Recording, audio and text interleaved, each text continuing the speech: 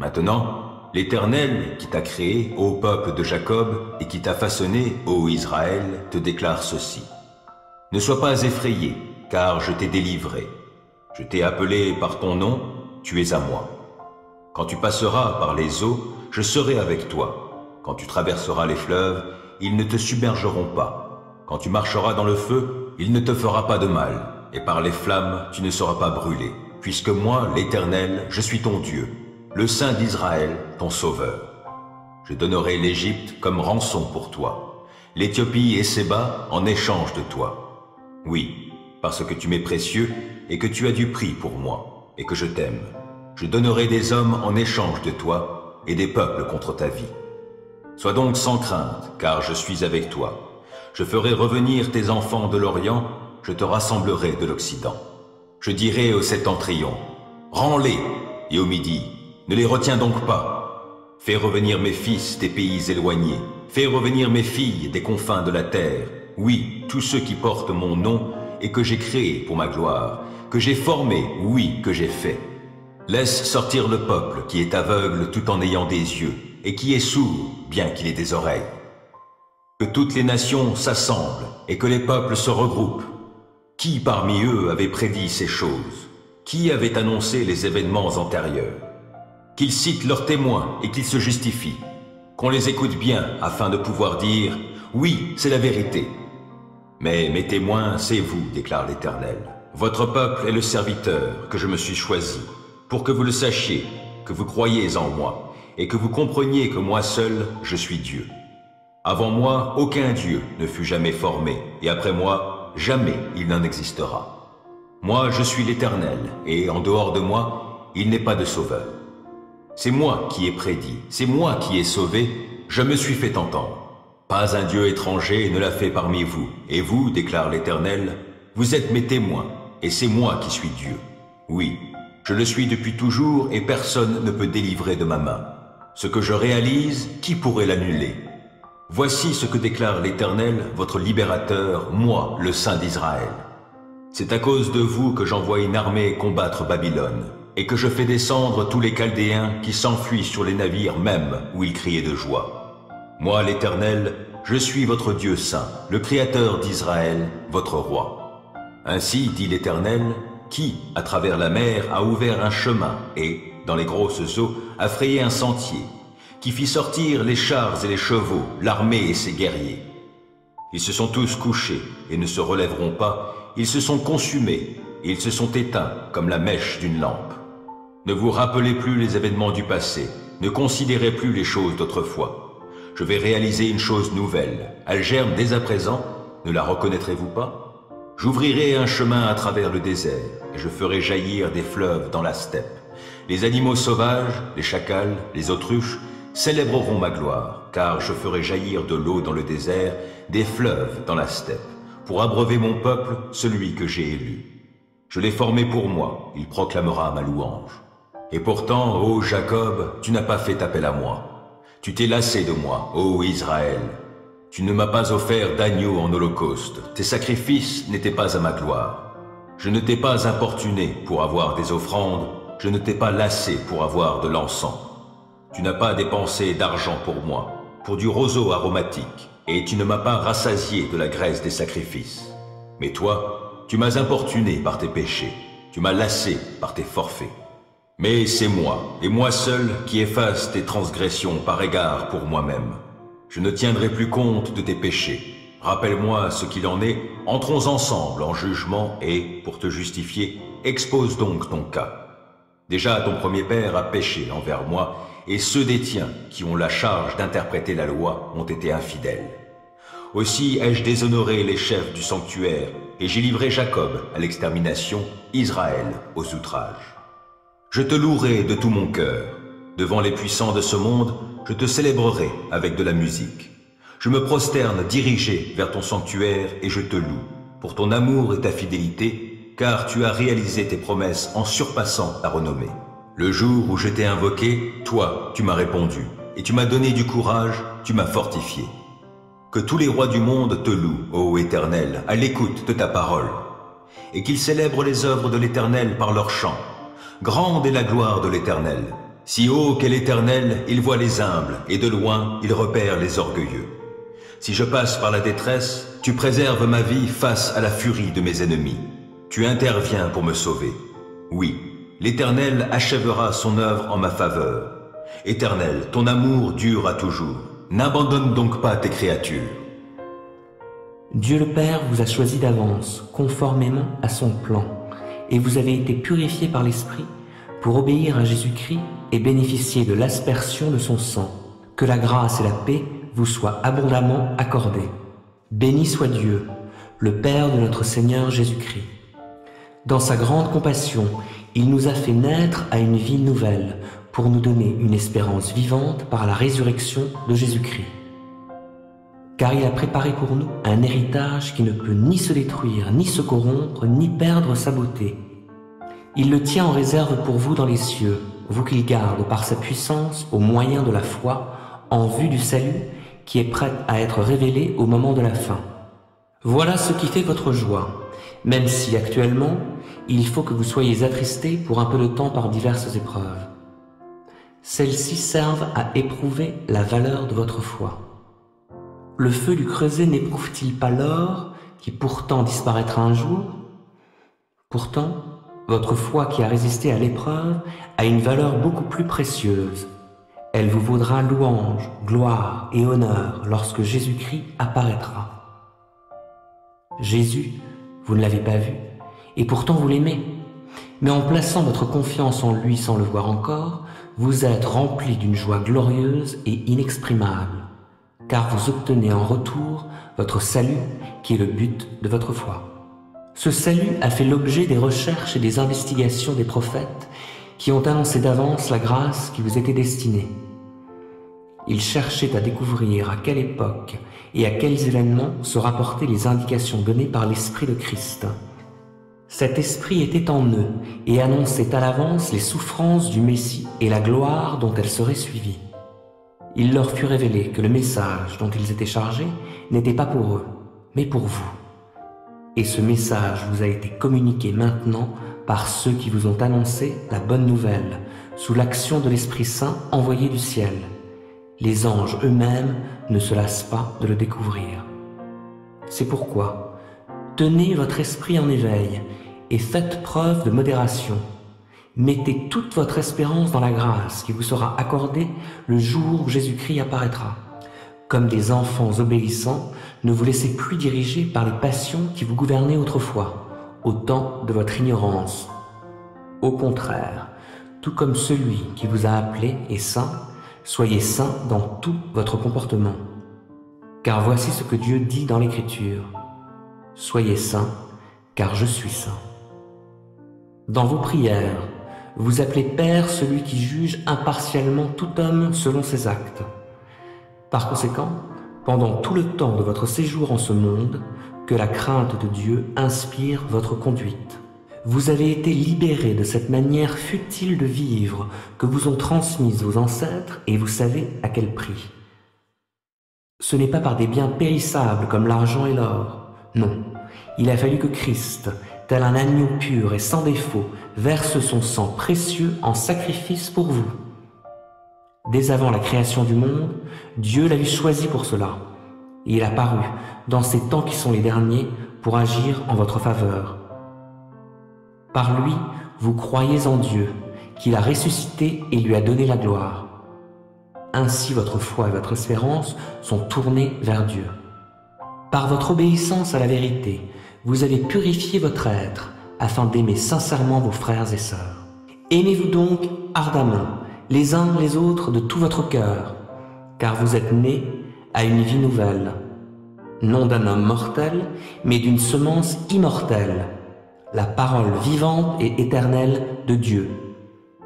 En effet, il est écrit, « Tout homme est pareil à l'herbe, et toute sa gloire comme la fleur des champs.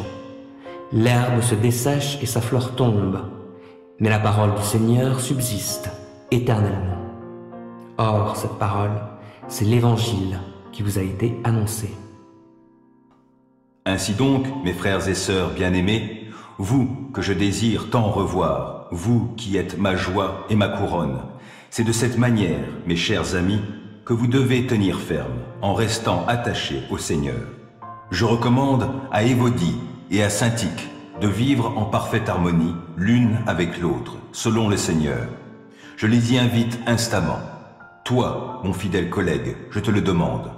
Viens-leur en aide, car elles ont combattu à mes côtés pour la cause de l'Évangile, tout comme Clément et mes autres collaborateurs dont les noms sont inscrits dans le livre de vie. Réjouissez-vous en tout temps de tout ce que le Seigneur est pour vous. Oui, je le répète, soyez dans la joie. Faites-vous connaître par votre amabilité envers tous les hommes. Le Seigneur est proche. Ne vous mettez en souci pour rien, mais en toute chose, exposez vos demandes à Dieu en lui adressant vos prières et vos supplications, tout en lui exprimant votre reconnaissance. Alors la paix de Dieu, qui surpasse tout ce qu'on peut concevoir, gardera votre cœur et votre pensée sous la protection de Jésus-Christ.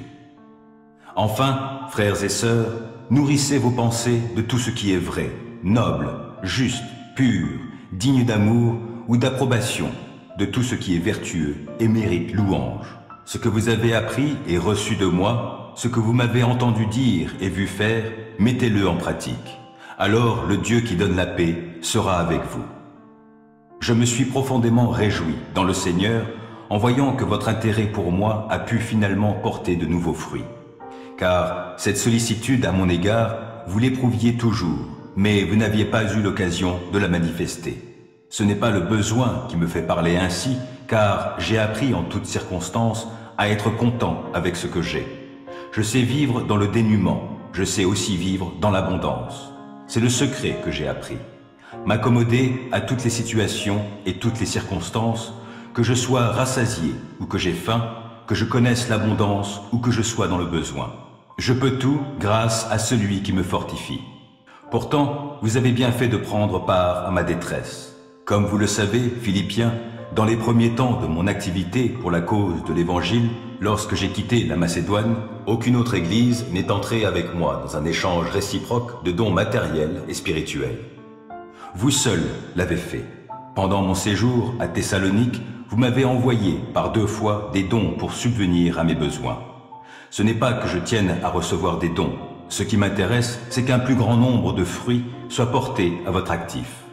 J'atteste par cette lettre avoir reçu tous vos dons et je suis dans l'abondance. Depuis qu'Épaphrodite me les a remis, je suis comblé. Ils ont été pour moi comme le doux parfum d'une offrande agréée par Dieu et qui lui fait plaisir. Aussi, mon Dieu subviendra pleinement à tous vos besoins. Il le fera selon sa glorieuse richesse qui se manifeste en Jésus-Christ. À notre Dieu et Père soit la gloire dans tous les siècles. Amen.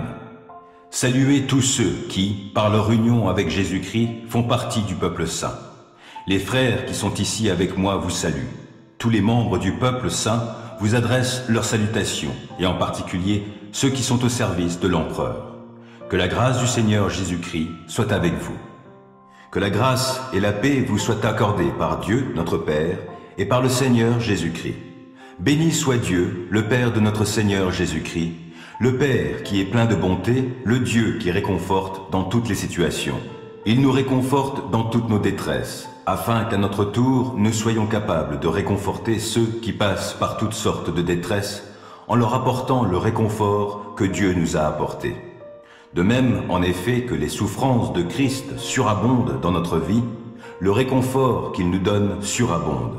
Si donc nous passons par la détresse, c'est pour votre réconfort et votre salut. Et si nous sommes réconfortés, c'est pour que vous receviez, vous aussi, du réconfort afin de pouvoir supporter les mêmes souffrances que celles que nous endurons. Et nous possédons à votre sujet une ferme espérance, car nous savons que si vous avez part aux souffrances, vous avez aussi part au réconfort. Il faut, en effet, que vous sachiez, frères et sœurs, quelle détresse nous avons connue dans la province d'Asie. Nous étions écrasés, à bout de force, au point même que nous désespérions de conserver la vie. Nous avions accepté en nous-mêmes notre condamnation à mort. Cela nous a appris à ne pas mettre notre confiance en nous-mêmes, mais uniquement en Dieu qui ressuscite les morts. C'est lui qui nous a délivrés d'une telle mort et qui nous en délivrera encore. Oui, nous avons cette espérance en lui qu'il nous délivrera encore et vous y contribuez en priant pour nous. Ainsi, le don de la grâce qu'il nous accorde en réponse aux prières de beaucoup sera aussi pour beaucoup une occasion de remercier Dieu à notre sujet. S'il est une chose dont nous pouvons être fiers, c'est le témoignage de notre conscience. Il nous atteste que nous nous sommes conduits dans le monde, et tout spécialement envers vous, avec la sincérité et la pureté qui viennent de Dieu, en nous fondant non sur une sagesse purement humaine, mais sur la grâce de Dieu. Car ce que nous vous écrivons dans nos lettres ne veut pas dire autre chose que ce que vous pouvez y lire et y comprendre. Et j'espère que vous le comprendrez pleinement. Comme vous l'avez déjà compris en partie, vous pouvez être fiers de nous, comme nous le serons de vous au jour de notre Seigneur Jésus.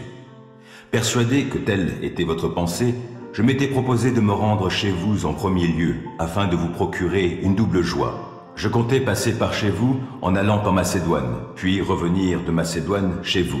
Vous auriez alors pu m'aider à poursuivre mon voyage vers la Judée. En formant ce projet, ai-je fait preuve de légèreté ? Ou bien mes plans seraient-ils inspirés par des motifs purement humains, en sorte que lorsque je dis « oui », cela pourrait être « non ». Aussi vrai que Dieu est digne de confiance, je vous le garantis, la parole que nous vous avons adressée n'est pas à la fois « oui » et « non ». Car Jésus-Christ, le Fils de Dieu, que moi-même, comme Sylvain et Timothée, nous avons proclamé parmi vous, n'a pas été à la fois « oui » et « non ». En lui était le « oui ». Car c'est en lui que Dieu a dit « oui » à tout ce qu'il avait promis. Aussi est-ce par lui que nous disons « oui »,« Amen », pour que la gloire revienne à Dieu. C'est Dieu, en effet, qui nous a fermement unis avec vous, à Christ, et qui nous a consacrés à lui par son onction. Et c'est encore Dieu qui nous a marqués de son sceau comme sa propriété, et qui a mis dans notre cœur son esprit comme acompte des biens à venir. Pourquoi donc ne suis-je pas encore revenu à Corinthe ? J'en prends Dieu à témoin sur ma vie. C'est parce que je voulais vous ménager. Notre rôle n'est pas de dominer sur votre foi, mais de collaborer ensemble à votre joie, car vous tenez ferme dans la foi. Autrefois, vous étiez morts à cause de vos fautes et de vos péchés. Par ces actes, vous conformiez alors votre manière de vivre à celle de ce monde et vous suiviez le chef des puissances spirituelles mauvaises, cet esprit qui agit maintenant dans les hommes rebelles à Dieu. Nous aussi, nous faisions autrefois tous partie de ces hommes. Nous vivions selon nos mauvais désirs d'hommes livrés à eux-mêmes, et nous accomplissions tout ce que notre corps et notre esprit nous poussaient à faire. Aussi étions-nous, par nature, voués à la colère de Dieu, comme le reste des hommes. Mais Dieu est riche en bonté. Aussi, à cause du grand amour dont il nous a aimés, alors que nous étions spirituellement morts à cause de nos fautes, il nous a fait revivre les uns et les autres avec Christ. C'est par la grâce que vous êtes sauvés. Par notre union avec Jésus-Christ, Dieu nous a ressuscités les uns et les autres et nous a fait siéger les uns et les autres dans le monde céleste. Il l'a fait afin de démontrer, pour tous les âges à venir, l'extraordinaire richesse de sa grâce qu'il a manifestée en Jésus-Christ par sa bonté envers nous. Car c'est par grâce que vous êtes sauvés, par le moyen de la foi. Cela ne vient pas de vous, c'est un don de Dieu. Ce n'est pas le fruit d'œuvres que vous auriez accompli. Personne n'a donc de raison de se vanter. Ce que nous sommes, nous le devons à Dieu. Car par notre union avec Jésus-Christ, Dieu nous a créés pour une vie riche d'œuvres bonnes qu'il a préparées à l'avance, afin que nous les accomplissions. C'est pourquoi, vous qui portez dans votre corps la preuve que vous n'êtes pas des Juifs, et qui donc êtes traités d'incirconcis par ceux qui se disent les circoncis à cause d'un rite accompli sur leur corps et par des hommes, rappelez-vous quelle était votre situation autrefois. En ce temps-là, vous étiez sans Messie, vous n'aviez pas le droit de faire partie du peuple d'Israël, vous étiez étrangers aux alliances conclues par Dieu pour garantir sa promesse, sans espérance et sans Dieu dans le monde. Mais maintenant, par votre union avec Jésus-Christ, vous qui, autrefois, étiez loin, vous êtes devenus proches grâce au sacrifice de Christ. Car nous lui devons notre paix. Il a en effet instauré l'unité entre les Juifs et les non-Juifs et abattu le mur qui les séparait. En livrant son corps à la mort, il a annulé les effets de ce qui faisait d'eux des ennemis, c'est-à-dire de la loi de Moïse, dans ses commandements et ses règles. Il voulait ainsi créer une seule et nouvelle humanité à partir des Juifs et des non-Juifs qu'il a unis à lui-même en établissant la paix. Il voulait aussi les réconcilier les uns et les autres avec Dieu et les unir en un seul corps en supprimant par sa mort sur la croix ce qui faisait d'eux des ennemis. Ainsi, il est venu annoncer la paix à vous qui étiez loin et la paix à ceux qui étaient proches. Car grâce à lui, nous avons accès, les uns comme les autres, auprès du Père par le même Esprit. Voilà pourquoi vous n'êtes plus des étrangers ou des résidents temporaires. Vous êtes concitoyens des membres du peuple saint. Vous faites partie de la famille de Dieu. Dieu vous a intégrés à l'édifice qu'il construit sur le fondement que sont les apôtres, ses prophètes, et dont Jésus-Christ lui-même est la pierre principale. En lui, toute la construction s'élève, bien coordonnée, afin d'être un temple saint dans le Seigneur, et unis à Christ, vous avez été intégrés ensemble à cette construction pour former une demeure où Dieu habite par l'Esprit. Toi donc, mon enfant, puise tes forces dans la grâce qui nous est accordée dans l'union avec Jésus-Christ.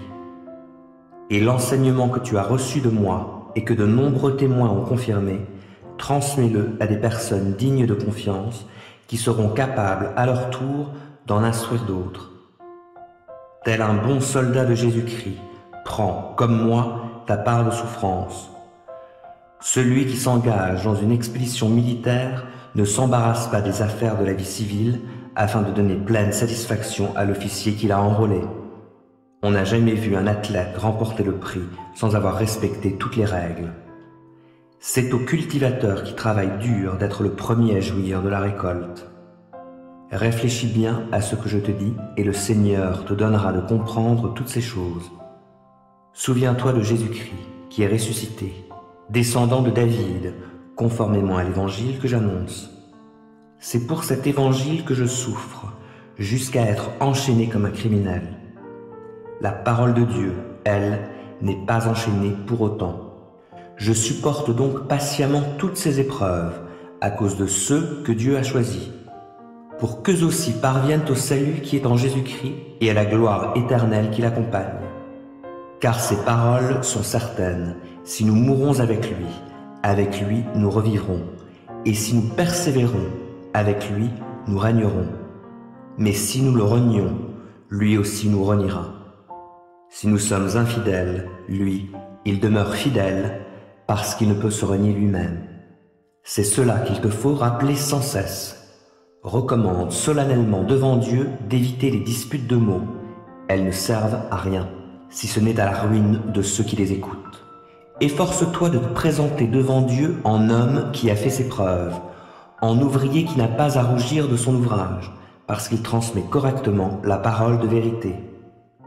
Évite les discours creux et contraires à la foi. Ceux qui s'y adonnent s'éloigneront toujours plus de Dieu. La parole de ces gens est comme une gangrène qui finit par dévorer tout le corps. C'est le cas d'Hyménée et de Philette. Ils se sont écartés de la vérité en prétendant que la résurrection a déjà eu lieu. Ainsi, ils sont en train de détourner plusieurs de la foi.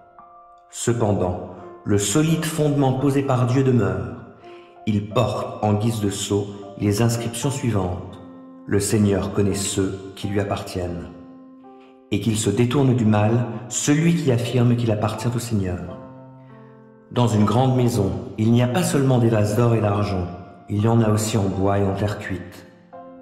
Les premiers sont réservés à un usage noble, les autres sont destinés à un usage vil.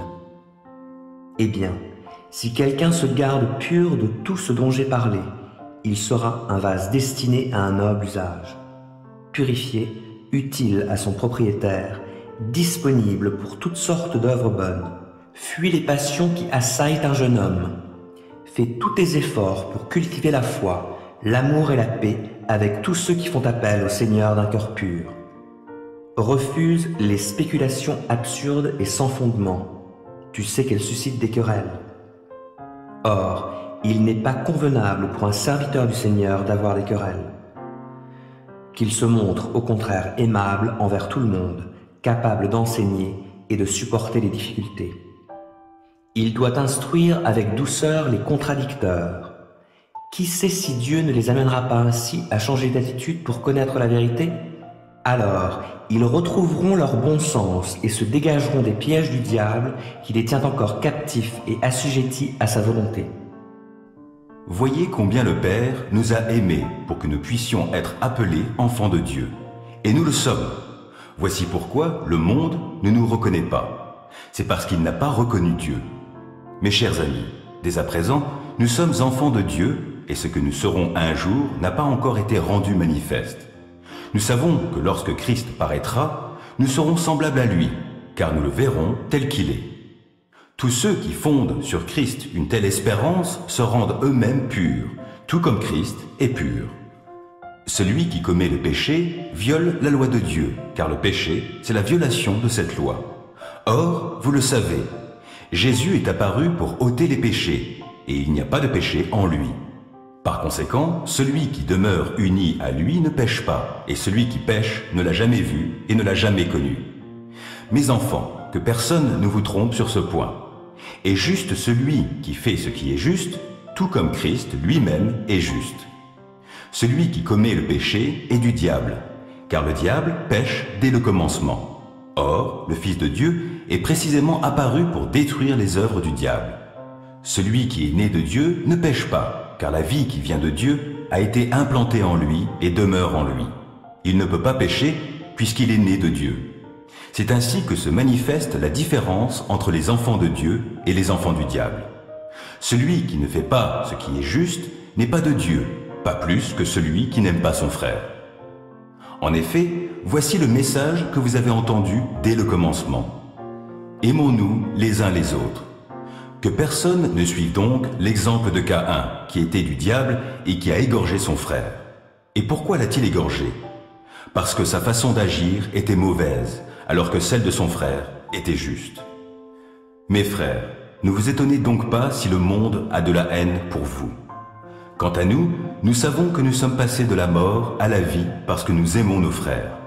Celui qui n'aime pas demeure dans la mort, car si quelqu'un déteste son frère, c'est un meurtrier. Et vous savez qu'aucun meurtrier ne possède en lui la vie éternelle. Voici comment nous savons ce que c'est que d'aimer. Jésus-Christ a donné sa vie pour nous. Nous devons, nous aussi, donner notre vie pour nos frères. Si quelqu'un qui possède du bien en ce monde voit son frère dans le besoin et lui ferme son cœur, l'amour de Dieu ne peut être présent en lui. Mes enfants, que notre amour ne se limite pas à des discours et à de belles paroles, mais qu'il manifeste sa réalité par des actes. C'est ainsi que nous saurons que nous sommes de la vérité et nous rassurerons notre cœur devant Dieu. Si notre cœur nous condamne d'une manière ou d'une autre, car Dieu est plus grand que notre cœur et il connaît tout. Mes chers amis, si notre cœur ne nous condamne pas, nous sommes pleins d'assurance devant Dieu. Il nous donne ce que nous lui demandons, parce que nous obéissons à ses commandements et que nous faisons ce qui lui plaît.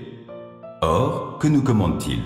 De placer notre confiance en son Fils Jésus-Christ et de nous aimer les uns les autres comme il nous l'a lui-même prescrit. Celui qui obéit à ses commandements demeure en Dieu et Dieu demeure en lui. Et à quoi reconnaissons-nous qu'il demeure en nous? De par l'Esprit qu'il nous a donné. Moi, je suis l'homme qui a vu l'affliction sous les coups du bâton de sa colère. Il m'a mené et il m'a fait marcher dans des ténèbres sans aucune lumière. C'est contre moi qu'à longueur de journée, il tourne et retourne sa main. Il a usé ma chair, ma peau, il a brisé mes os. Il a dressé contre moi des remparts pour m'assiéger d'amertume et de peine. Il m'a fait habiter dans des lieux ténébreux comme ceux qui sont morts depuis longtemps. Il m'a enclos d'un mur afin que je ne sorte pas, il m'a chargé de lourdes chaînes. J'ai beau crier et implorer, il n'écoute pas ma prière. Il a barré tous mes chemins avec d'énormes pierres, il rend ma route impraticable. Il m'a épié comme un ours aux aguets, ou comme un lion tapi dans sa cachette. Il m'a fait sortir du chemin, il m'a mis en pièces, et il m'a transformé en une terre dévastée. Il a bandé son arc, et il m'a pris pour cible. Il m'a percé les reins avec les flèches tirées de son carquois. Je suis devenu la risée de tout mon peuple, et le sujet de ses chansons à longueur de journée. Il m'a gavé d'herbes amères et il m'a abreuvé d'absinthe. Il m'a brisé les dents sur du gravier. Il m'a couvert de cendres. Tu m'as banni loin de la paix. Je ne sais plus quel goût a le bonheur. Alors j'ai dit, c'en est fini de tout mon avenir. Je n'espère plus rien de l'Éternel. Oh, souviens-toi de mon humiliation et de ma vie errante, du poison, de l'absinthe dont je suis abreuvé. Sans cesse, je m'en souviens et j'en suis abattu. Mais voici la pensée que je me rappelle à moi-même, la raison pour laquelle j'aurai de l'espérance. Non, les bontés de l'Éternel ne sont pas à leur terme et ses tendresses ne sont pas épuisées. Chaque matin, elles se renouvellent. Oui, ta fidélité est grande. J'ai dit, l'Éternel est mon bien, c'est pourquoi je compte sur lui. L'Éternel est plein de bonté pour ceux qui ont confiance en lui, pour ceux qui se tournent vers lui. Il est bon d'attendre en silence la délivrance que l'Éternel opérera. C'est une bonne chose pour l'homme de porter le joug dans sa jeunesse. Qu'il se tienne à l'écart et garde le silence quand l'Éternel le lui impose. Et qu'il s'incline, le visage dans la poussière, peut-être y a-t-il un espoir. Qu'il présente la joue à celui qui le frappe, qu'il se rassasie de mépris, car le Seigneur ne le rejettera pas pour toujours. Mais s'il afflige, il aura aussi compassion selon son grand amour. Ce n'est pas par plaisir qu'il humilie et qu'il afflige les humains. Lorsque l'on foule aux pieds tous les prisonniers du pays, lorsque l'on viole le droit d'un homme sous les yeux même du Très-Haut, et lorsque l'on opprime quelqu'un dans son procès, le Seigneur ne le voit-il pas? Qui donc n'a qu'à parler pour qu'une chose soit, quand l'Éternel ne l'a pas ordonné? Par sa parole, le Très-Haut ne suscite-t-il pas, et le malheur et le bonheur? Pourquoi l'homme se plaindrait-il alors qu'il reste en vie? Que chacun se plaigne de ses péchés. Considérons notre conduite et examinons-la, puis revenons à l'Éternel. Tournons notre cœur, élevons nos mains vers Dieu qui est au ciel. Nous avons péché, et nous nous sommes révoltés. Tu ne nous as pas pardonné, tu t'es drapé dans ta colère, tu nous as poursuivis, tu as massacré sans pitié. Tu t'es couvert d'une nuée pour que notre prière ne parvienne pas jusqu'à toi. Tu as fait de nous un rebut et un déchet parmi les peuples, et tous nos ennemis ouvrent la bouche contre nous. Nous avons en partage l'effroi, la fosse, la destruction, la ruine. Je verse des torrents de larmes à cause du désastre qui a atteint la communauté de mon peuple. Mes yeux pleurent sans cesse, ils n'ont aucun répit jusqu'à ce qu'enfin l'Éternel, du haut du ciel, regarde et voit. Je suis bien malheureux à la vue de ce qui arrive aux filles de ma ville. Ils m'ont donné la chasse comme à un passereau, ceux qui sans cause sont mes ennemis. Ils m'ont mis dans une citerne dans le but de m'ôter la vie. Ils m'ont jeté des pierres. L'eau montait plus haut que ma tête, je me disais, je suis perdu. Mais du fond de la fosse, ô Éternel, j'ai fait appel à toi, et tu m'as entendu. Ne ferme pas l'oreille à mes soupirs, à mes cris de détresse. Au jour où je t'ai invoqué, tu es venu auprès de moi, tu m'as dit, n'aie pas peur. Seigneur, tu as plaidé ma cause, tu m'as sauvé la vie. Tu as vu, Éternel, les maux dont on m'accable. Fais-moi justice. Tu as été témoin de leur soif de vengeance et de leur complot contre moi. Tu entends leurs outrages, ô Éternel, tu connais les complots qu'ils forgent contre moi. Leurs propos, leurs pensées sont tournés contre moi à longueur de journée.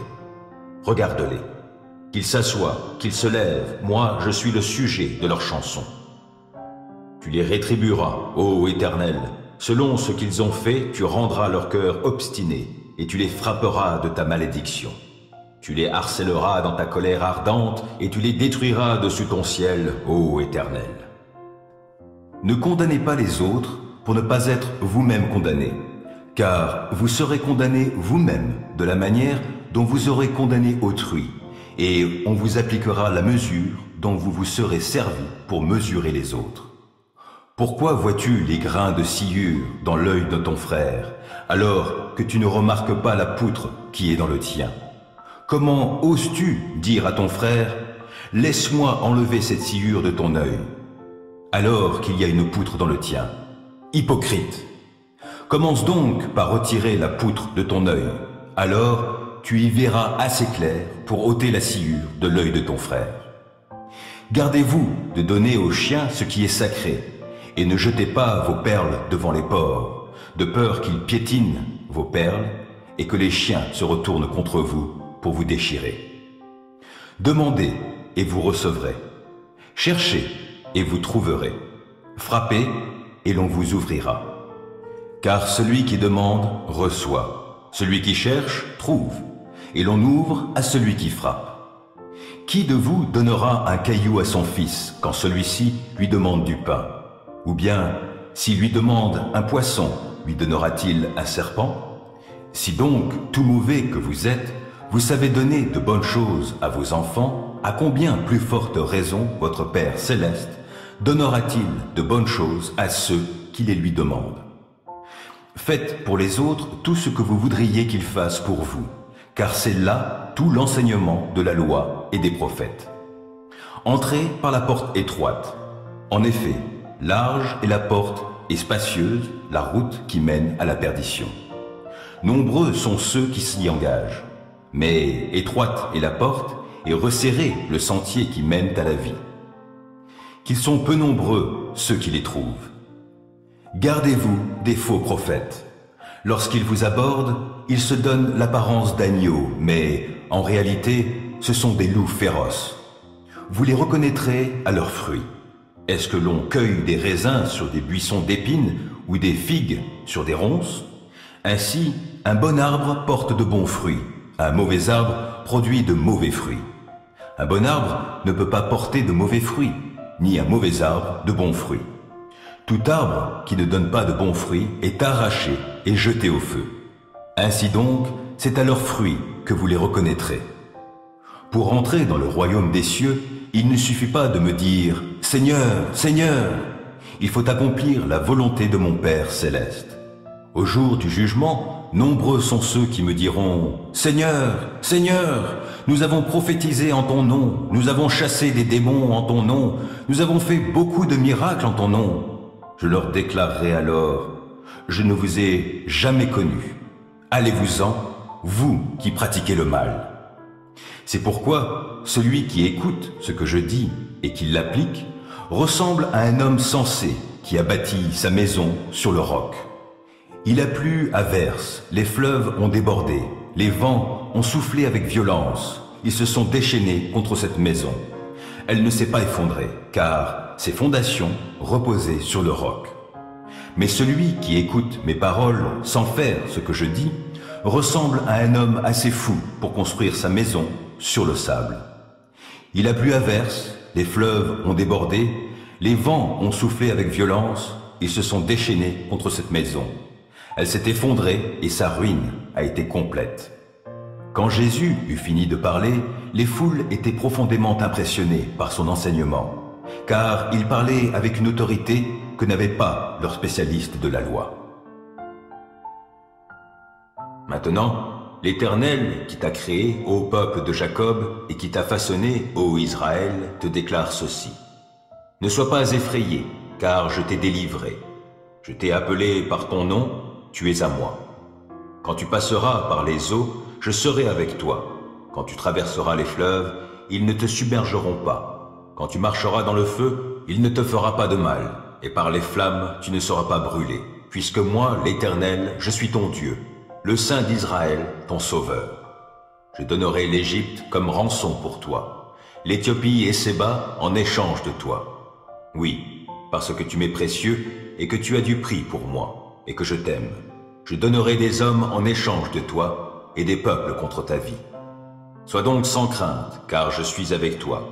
Je ferai revenir tes enfants de l'Orient, je te rassemblerai de l'Occident. Je dirai au septentrion, rends-les, et au midi, ne les retiens donc pas. Fais revenir mes fils des pays éloignés, fais revenir mes filles des confins de la terre. Oui, tous ceux qui portent mon nom et que j'ai créé pour ma gloire, que j'ai formé, oui, que j'ai fait. Laisse sortir le peuple qui est aveugle tout en ayant des yeux, et qui est sourd, bien qu'il ait des oreilles. Que toutes les nations s'assemblent, et que les peuples se regroupent. Qui parmi eux avait prédit ces choses? Qui avait annoncé les événements antérieurs? Qu'ils citent leurs témoins et qu'ils se justifient. Qu'on les écoute bien afin de pouvoir dire « Oui, c'est la vérité ». Mais mes témoins, c'est vous, déclare l'Éternel. Votre peuple est le serviteur que je me suis choisi, pour que vous le sachiez, que vous croyez en moi, et que vous compreniez que moi seul, je suis Dieu. Avant moi, aucun Dieu ne fut jamais formé, et après moi, jamais il n'en existera. Moi, je suis l'Éternel, et en dehors de moi, il n'est pas de sauveur. C'est moi qui ai prédit, c'est moi qui ai sauvé, je me suis fait entendre. Pas un Dieu étranger ne l'a fait parmi vous, et vous, déclare l'Éternel, vous êtes mes témoins, et c'est moi qui suis Dieu. Oui, je le suis depuis toujours, et personne ne peut délivrer de ma main. Ce que je réalise, qui pourrait l'annuler? Voici ce que déclare l'Éternel, votre libérateur, moi, le Saint d'Israël.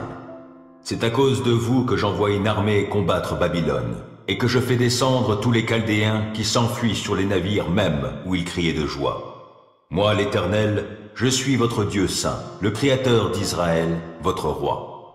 Ainsi, dit l'Éternel, qui, à travers la mer, a ouvert un chemin et, dans les grosses eaux, a frayé un sentier, qui fit sortir les chars et les chevaux, l'armée et ses guerriers. Ils se sont tous couchés et ne se relèveront pas, ils se sont consumés et ils se sont éteints comme la mèche d'une lampe. Ne vous rappelez plus les événements du passé, ne considérez plus les choses d'autrefois. Je vais réaliser une chose nouvelle, elle germe dès à présent, ne la reconnaîtrez-vous pas? J'ouvrirai un chemin à travers le désert et je ferai jaillir des fleuves dans la steppe. Les animaux sauvages, les chacals, les autruches, célébreront ma gloire, car je ferai jaillir de l'eau dans le désert, des fleuves dans la steppe, pour abreuver mon peuple, celui que j'ai élu. Je l'ai formé pour moi, il proclamera ma louange. Et pourtant, ô Jacob, tu n'as pas fait appel à moi. Tu t'es lassé de moi, ô Israël. Tu ne m'as pas offert d'agneau en holocauste, tes sacrifices n'étaient pas à ma gloire. Je ne t'ai pas importuné pour avoir des offrandes, je ne t'ai pas lassé pour avoir de l'encens. Tu n'as pas dépensé d'argent pour moi, pour du roseau aromatique, et tu ne m'as pas rassasié de la graisse des sacrifices. Mais toi, tu m'as importuné par tes péchés, tu m'as lassé par tes forfaits. Mais c'est moi, et moi seul, qui efface tes transgressions par égard pour moi-même. Je ne tiendrai plus compte de tes péchés. Rappelle-moi ce qu'il en est, entrons ensemble en jugement et, pour te justifier, expose donc ton cas. Déjà ton premier père a péché envers moi, et ceux des tiens qui ont la charge d'interpréter la loi ont été infidèles. Aussi ai-je déshonoré les chefs du sanctuaire, et j'ai livré Jacob à l'extermination, Israël aux outrages. Je te louerai de tout mon cœur. Devant les puissants de ce monde, je te célébrerai avec de la musique.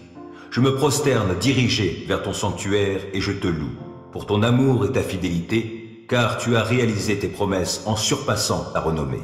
Le jour où je t'ai invoqué, toi, tu m'as répondu, et tu m'as donné du courage, tu m'as fortifié. Que tous les rois du monde te louent, ô Éternel, à l'écoute de ta parole, et qu'ils célèbrent les œuvres de l'Éternel par leurs chants. Grande est la gloire de l'Éternel. Si haut qu'est l'Éternel, il voit les humbles, et de loin, il repère les orgueilleux. Si je passe par la détresse, tu préserves ma vie face à la furie de mes ennemis. Tu interviens pour me sauver. Oui, l'Éternel achèvera son œuvre en ma faveur. Éternel, ton amour dure à toujours. N'abandonne donc pas tes créatures. Dieu le Père vous a choisi d'avance, conformément à son plan, et vous avez été purifiés par l'Esprit pour obéir à Jésus-Christ et bénéficier de l'aspersion de son sang. Que la grâce et la paix vous soient abondamment accordées. Béni soit Dieu, le Père de notre Seigneur Jésus-Christ. Dans sa grande compassion, il nous a fait naître à une vie nouvelle pour nous donner une espérance vivante par la résurrection de Jésus-Christ. Car il a préparé pour nous un héritage qui ne peut ni se détruire, ni se corrompre, ni perdre sa beauté. Il le tient en réserve pour vous dans les cieux, vous qu'il garde par sa puissance au moyen de la foi, en vue du salut qui est prêt à être révélé au moment de la fin. Voilà ce qui fait votre joie, même si actuellement, il faut que vous soyez attristés pour un peu de temps par diverses épreuves. Celles-ci servent à éprouver la valeur de votre foi. Le feu du creuset n'éprouve-t-il pas l'or qui pourtant disparaîtra un jour? Pourtant, votre foi qui a résisté à l'épreuve a une valeur beaucoup plus précieuse. Elle vous vaudra louange, gloire et honneur lorsque Jésus-Christ apparaîtra. Jésus, vous ne l'avez pas vu, et pourtant vous l'aimez. Mais en plaçant votre confiance en lui sans le voir encore, vous êtes rempli d'une joie glorieuse et inexprimable, car vous obtenez en retour votre salut qui est le but de votre foi. Ce salut a fait l'objet des recherches et des investigations des prophètes qui ont annoncé d'avance la grâce qui vous était destinée. Ils cherchaient à découvrir à quelle époque et à quels événements se rapportaient les indications données par l'Esprit de Christ. Cet Esprit était en eux et annonçait à l'avance les souffrances du Messie et la gloire dont elles seraient suivies. Il leur fut révélé que le message dont ils étaient chargés n'était pas pour eux, mais pour vous. Et ce message vous a été communiqué maintenant par ceux qui vous ont annoncé la bonne nouvelle, sous l'action de l'Esprit Saint envoyé du ciel. Les anges eux-mêmes ne se lassent pas de le découvrir. C'est pourquoi, tenez votre esprit en éveil et faites preuve de modération. Mettez toute votre espérance dans la grâce qui vous sera accordée le jour où Jésus-Christ apparaîtra. Comme des enfants obéissants, ne vous laissez plus diriger par les passions qui vous gouvernaient autrefois, au temps de votre ignorance. Au contraire, tout comme celui qui vous a appelé est saint, soyez saints dans tout votre comportement. Car voici ce que Dieu dit dans l'Écriture. Soyez saints, car je suis saint. Dans vos prières, vous appelez Père celui qui juge impartialement tout homme selon ses actes. Par conséquent, pendant tout le temps de votre séjour en ce monde, que la crainte de Dieu inspire votre conduite. Vous avez été libérés de cette manière futile de vivre que vous ont transmise vos ancêtres et vous savez à quel prix. Ce n'est pas par des biens périssables comme l'argent et l'or. Non, il a fallu que Christ, tel un agneau pur et sans défaut, verse son sang précieux en sacrifice pour vous. Dès avant la création du monde, Dieu l'avait choisi pour cela. Et il a paru, dans ces temps qui sont les derniers, pour agir en votre faveur.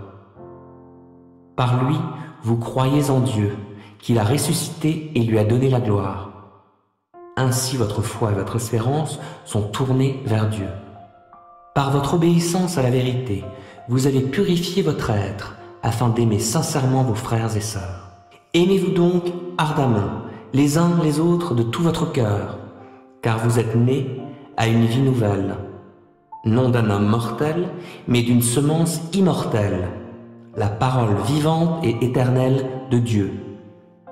En effet, il est écrit, « Tout homme est pareil à l'herbe, et toute sa gloire comme la fleur des champs.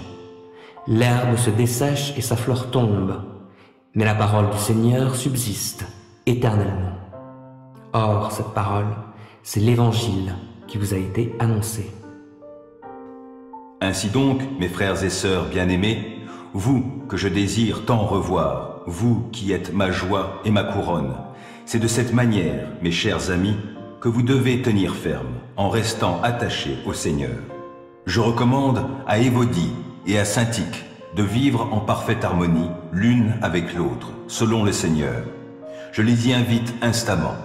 Toi, mon fidèle collègue, je te le demande. Viens-leur en aide, car elles ont combattu à mes côtés pour la cause de l'Évangile, tout comme Clément et mes autres collaborateurs dont les noms sont inscrits dans le livre de vie. Réjouissez-vous en tout temps de tout ce que le Seigneur est pour vous. Oui, je le répète, soyez dans la joie. Faites-vous connaître par votre amabilité envers tous les hommes. Le Seigneur est proche. Ne vous mettez en souci pour rien, mais en toute chose, exposez vos demandes à Dieu en lui adressant vos prières et vos supplications, tout en lui exprimant votre reconnaissance. Alors la paix de Dieu, qui surpasse tout ce qu'on peut concevoir, gardera votre cœur et votre pensée sous la protection de Jésus-Christ. Enfin, frères et sœurs, nourrissez vos pensées de tout ce qui est vrai, noble, juste, pur, digne d'amour ou d'approbation, de tout ce qui est vertueux et mérite louange. Ce que vous avez appris et reçu de moi, ce que vous m'avez entendu dire et vu faire, mettez-le en pratique. Alors le Dieu qui donne la paix sera avec vous. Je me suis profondément réjoui dans le Seigneur en voyant que votre intérêt pour moi a pu finalement porter de nouveaux fruits. Car cette sollicitude à mon égard, vous l'éprouviez toujours, mais vous n'aviez pas eu l'occasion de la manifester. Ce n'est pas le besoin qui me fait parler ainsi, car j'ai appris en toutes circonstances à être content avec ce que j'ai. Je sais vivre dans le dénuement, je sais aussi vivre dans l'abondance. C'est le secret que j'ai appris. M'accommoder à toutes les situations et toutes les circonstances, que je sois rassasié ou que j'ai faim, que je connaisse l'abondance ou que je sois dans le besoin. Je peux tout grâce à celui qui me fortifie. Pourtant, vous avez bien fait de prendre part à ma détresse. Comme vous le savez, Philippiens, dans les premiers temps de mon activité pour la cause de l'Évangile, lorsque j'ai quitté la Macédoine, aucune autre église n'est entrée avec moi dans un échange réciproque de dons matériels et spirituels. Vous seul l'avez fait. Pendant mon séjour à Thessalonique, vous m'avez envoyé par 2 fois des dons pour subvenir à mes besoins. Ce n'est pas que je tienne à recevoir des dons. Ce qui m'intéresse, c'est qu'un plus grand nombre de fruits soient portés à votre actif. J'atteste par cette lettre avoir reçu tous vos dons et je suis dans l'abondance. Depuis qu'Épaphrodite me les a remis, je suis comblé. Ils ont été pour moi comme le doux parfum d'une offrande agréée par Dieu et qui lui fait plaisir. Aussi, mon Dieu subviendra pleinement à tous vos besoins. Il le fera selon sa glorieuse richesse qui se manifeste en Jésus-Christ. À notre Dieu et Père soit la gloire dans tous les siècles. Amen. Saluez tous ceux qui, par leur union avec Jésus-Christ, font partie du peuple saint. Les frères qui sont ici avec moi vous saluent. Tous les membres du peuple saint vous adressent leurs salutations, et en particulier ceux qui sont au service de l'empereur. Que la grâce du Seigneur Jésus-Christ soit avec vous. Que la grâce et la paix vous soient accordées par Dieu, notre Père, et par le Seigneur Jésus-Christ. Béni soit Dieu, le Père de notre Seigneur Jésus-Christ, le Père qui est plein de bonté, le Dieu qui réconforte dans toutes les situations. Il nous réconforte dans toutes nos détresses, afin qu'à notre tour, nous soyons capables de réconforter ceux qui passent par toutes sortes de détresses, en leur apportant le réconfort que Dieu nous a apporté. De même, en effet, que les souffrances de Christ surabondent dans notre vie, le réconfort qu'il nous donne surabonde. Si donc nous passons par la détresse, c'est pour votre réconfort et votre salut. Et si nous sommes réconfortés, c'est pour que vous receviez, vous aussi, du réconfort afin de pouvoir supporter les mêmes souffrances que celles que nous endurons. Et nous possédons à votre sujet une ferme espérance, car nous savons que si vous avez part aux souffrances, vous avez aussi part au réconfort. Il faut, en effet, que vous sachiez, frères et sœurs, quelle détresse nous avons connue dans la province d'Asie. Nous étions écrasés, à bout de force, au point même que nous désespérions de conserver la vie. Nous avions accepté en nous-mêmes notre condamnation à mort. Cela nous a appris à ne pas mettre notre confiance en nous-mêmes, mais uniquement en Dieu qui ressuscite les morts. C'est lui qui nous a délivrés d'une telle mort et qui nous en délivrera encore. Oui, nous avons cette espérance en lui qu'il nous délivrera encore, et vous y contribuez en priant pour nous. Ainsi, le don de la grâce qu'il nous accorde en réponse aux prières de beaucoup sera aussi pour beaucoup une occasion de remercier Dieu à notre sujet. S'il est une chose dont nous pouvons être fiers, c'est le témoignage de notre conscience. Il nous atteste que nous nous sommes conduits dans le monde, et tout spécialement envers vous, avec la sincérité et la pureté qui viennent de Dieu, en nous fondant non sur une sagesse purement humaine, mais sur la grâce de Dieu. Car ce que nous vous écrivons dans nos lettres ne veut pas dire autre chose que ce que vous pouvez y lire et y comprendre.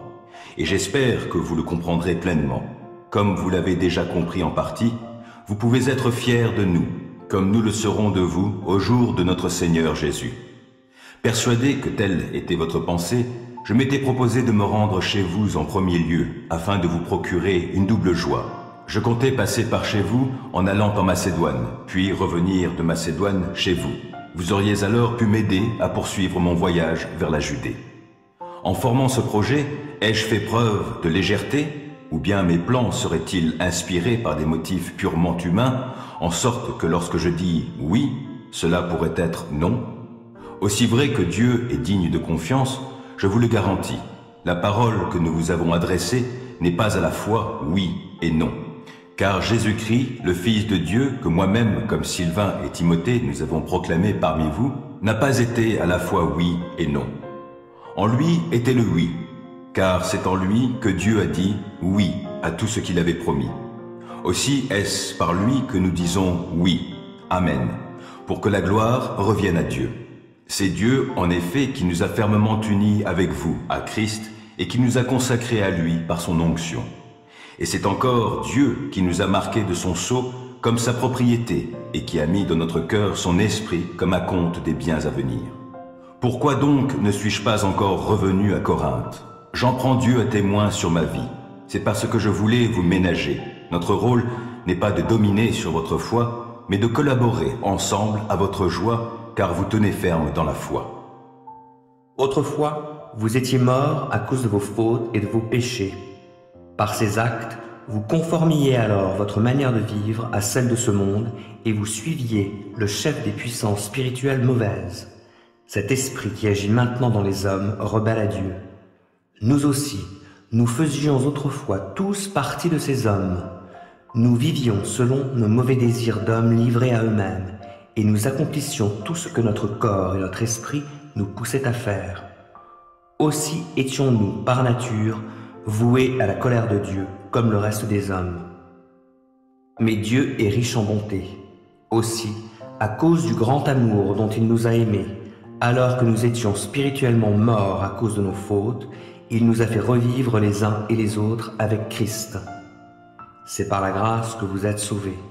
Par notre union avec Jésus-Christ, Dieu nous a ressuscités les uns et les autres et nous a fait siéger les uns et les autres dans le monde céleste. Il l'a fait afin de démontrer, pour tous les âges à venir, l'extraordinaire richesse de sa grâce qu'il a manifestée en Jésus-Christ par sa bonté envers nous. Car c'est par grâce que vous êtes sauvés, par le moyen de la foi. Cela ne vient pas de vous, c'est un don de Dieu. Ce n'est pas le fruit d'œuvres que vous auriez accompli. Personne n'a donc de raison de se vanter. Ce que nous sommes, nous le devons à Dieu. Car par notre union avec Jésus-Christ, Dieu nous a créés pour une vie riche d'œuvres bonnes qu'il a préparées à l'avance, afin que nous les accomplissions.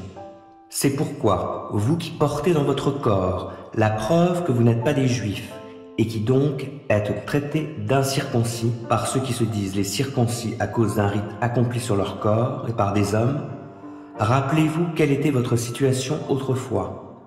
En ce temps-là, vous étiez sans Messie, vous n'aviez pas le droit de faire partie du peuple d'Israël, vous étiez étrangers aux alliances conclues par Dieu pour garantir sa promesse, sans espérance et sans Dieu dans le monde. Mais maintenant, par votre union avec Jésus-Christ, vous qui, autrefois, étiez loin, vous êtes devenus proches grâce au sacrifice de Christ. Car nous lui devons notre paix. Il a en effet instauré l'unité entre les Juifs et les non-Juifs et abattu le mur qui les séparait. En livrant son corps à la mort, il a annulé les effets de ce qui faisait d'eux des ennemis, c'est-à-dire de la loi de Moïse, dans ses commandements et ses règles. Il voulait ainsi créer une seule et nouvelle humanité à partir des Juifs et des non-Juifs qu'il a unis à lui-même en établissant la paix. Il voulait aussi les réconcilier les uns et les autres avec Dieu et les unir en un seul corps en supprimant par sa mort sur la croix ce qui faisait d'eux des ennemis. Ainsi, il est venu annoncer la paix à vous qui étiez loin et la paix à ceux qui étaient proches. Car grâce à lui, nous avons accès, les uns comme les autres, auprès du Père par le même esprit. Voilà pourquoi vous n'êtes plus des étrangers ou des résidents temporaires. Vous êtes concitoyens des membres du peuple saint. Vous faites partie de la famille de Dieu. Dieu vous a intégrés à l'édifice qu'il construit sur le fondement que sont les apôtres, ses prophètes, et dont Jésus-Christ lui-même est la pierre principale. En lui, toute la construction s'élève, bien coordonnée, afin d'être un temple saint dans le Seigneur, et unis à Christ, vous avez été intégrés ensemble à cette construction pour former une demeure où Dieu habite par l'Esprit. Toi donc, mon enfant, puise tes forces dans la grâce qui nous est accordée dans l'union avec Jésus-Christ. Et l'enseignement que tu as reçu de moi et que de nombreux témoins ont confirmé, transmets-le à des personnes dignes de confiance qui seront capables à leur tour d'en instruire d'autres. Tel un bon soldat de Jésus-Christ, prends, comme moi, ta part de souffrance. Celui qui s'engage dans une expédition militaire ne s'embarrasse pas des affaires de la vie civile afin de donner pleine satisfaction à l'officier qui l'a enrôlé. On n'a jamais vu un athlète remporter le prix sans avoir respecté toutes les règles. C'est au cultivateur qui travaille dur d'être le premier à jouir de la récolte. Réfléchis bien à ce que je te dis et le Seigneur te donnera de comprendre toutes ces choses. Souviens-toi de Jésus-Christ qui est ressuscité, descendant de David, conformément à l'évangile que j'annonce. C'est pour cet évangile que je souffre, jusqu'à être enchaîné comme un criminel. La parole de Dieu, elle, n'est pas enchaînée pour autant. Je supporte donc patiemment toutes ces épreuves, à cause de ceux que Dieu a choisis, pour qu'eux aussi parviennent au salut qui est en Jésus-Christ et à la gloire éternelle qui l'accompagne. Car ces paroles sont certaines, si nous mourons avec lui nous revivrons, et si nous persévérons, avec lui nous régnerons. Mais si nous le renions, lui aussi nous reniera. Si nous sommes infidèles, lui, il demeure fidèle, parce qu'il ne peut se renier lui-même. C'est cela qu'il te faut rappeler sans cesse. Recommande solennellement devant Dieu d'éviter les disputes de mots. Elles ne servent à rien, si ce n'est à la ruine de ceux qui les écoutent. Efforce-toi de te présenter devant Dieu en homme qui a fait ses preuves, en ouvrier qui n'a pas à rougir de son ouvrage, parce qu'il transmet correctement la parole de vérité. Évite les discours creux et contraires à la foi. Ceux qui s'y adonnent s'éloigneront toujours plus de Dieu. La parole de ces gens est comme une gangrène qui finit par dévorer tout le corps. C'est le cas d'Hyménée et de Philette. Ils se sont écartés de la vérité en prétendant que la résurrection a déjà eu lieu. Ainsi, ils sont en train de détourner plusieurs de la foi. Cependant, le solide fondement posé par Dieu demeure. Il porte en guise de sceau les inscriptions suivantes. Le Seigneur connaît ceux qui lui appartiennent. Et qu'il se détourne du mal, celui qui affirme qu'il appartient au Seigneur. Dans une grande maison, il n'y a pas seulement des vases d'or et d'argent, il y en a aussi en bois et en terre cuite. Les premiers sont réservés à un usage noble, les autres sont destinés à un usage vil. Eh bien, si quelqu'un se garde pur de tout ce dont j'ai parlé, il sera un vase destiné à un noble usage, purifié, utile à son propriétaire, disponible pour toutes sortes d'œuvres bonnes. Fuis les passions qui assaillent un jeune homme. Fais tous tes efforts pour cultiver la foi, l'amour et la paix avec tous ceux qui font appel au Seigneur d'un cœur pur. Refuse les spéculations absurdes et sans fondement. Tu sais qu'elles suscitent des querelles. Or, il n'est pas convenable pour un serviteur du Seigneur d'avoir des querelles. Qu'il se montre au contraire aimable envers tout le monde, capable d'enseigner et de supporter les difficultés. Il doit instruire avec douceur les contradicteurs. Qui sait si Dieu ne les amènera pas ainsi à changer d'attitude pour connaître la vérité? Alors, ils retrouveront leur bon sens et se dégageront des pièges du diable qui les tient encore captifs et assujettis à sa volonté. Voyez combien le Père nous a aimés pour que nous puissions être appelés enfants de Dieu. Et nous le sommes. Voici pourquoi le monde ne nous reconnaît pas. C'est parce qu'il n'a pas reconnu Dieu. Mes chers amis, dès à présent, nous sommes enfants de Dieu et ce que nous serons un jour n'a pas encore été rendu manifeste. Nous savons que lorsque Christ paraîtra, nous serons semblables à lui, car nous le verrons tel qu'il est. Tous ceux qui fondent sur Christ une telle espérance se rendent eux-mêmes purs, tout comme Christ est pur. Celui qui commet le péché viole la loi de Dieu, car le péché, c'est la violation de cette loi. Or, vous le savez, Jésus est apparu pour ôter les péchés, et il n'y a pas de péché en lui. Par conséquent, celui qui demeure uni à lui ne pêche pas, et celui qui pêche ne l'a jamais vu et ne l'a jamais connu. Mes enfants, que personne ne vous trompe sur ce point. Est juste celui qui fait ce qui est juste, tout comme Christ lui-même est juste. Celui qui commet le péché est du diable, car le diable pêche dès le commencement. Or, le Fils de Dieu est précisément apparu pour détruire les œuvres du diable.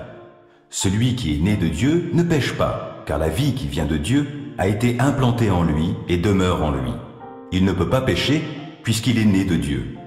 C'est ainsi que se manifeste la différence entre les enfants de Dieu et les enfants du diable. Celui qui ne fait pas ce qui est juste n'est pas de Dieu, pas plus que celui qui n'aime pas son frère. En effet, voici le message que vous avez entendu dès le commencement. Aimons-nous les uns les autres. Que personne ne suive donc l'exemple de Caïn, qui était du diable et qui a égorgé son frère. Et pourquoi l'a-t-il égorgé? Parce que sa façon d'agir était mauvaise, alors que celle de son frère était juste. Mes frères, ne vous étonnez donc pas si le monde a de la haine pour vous.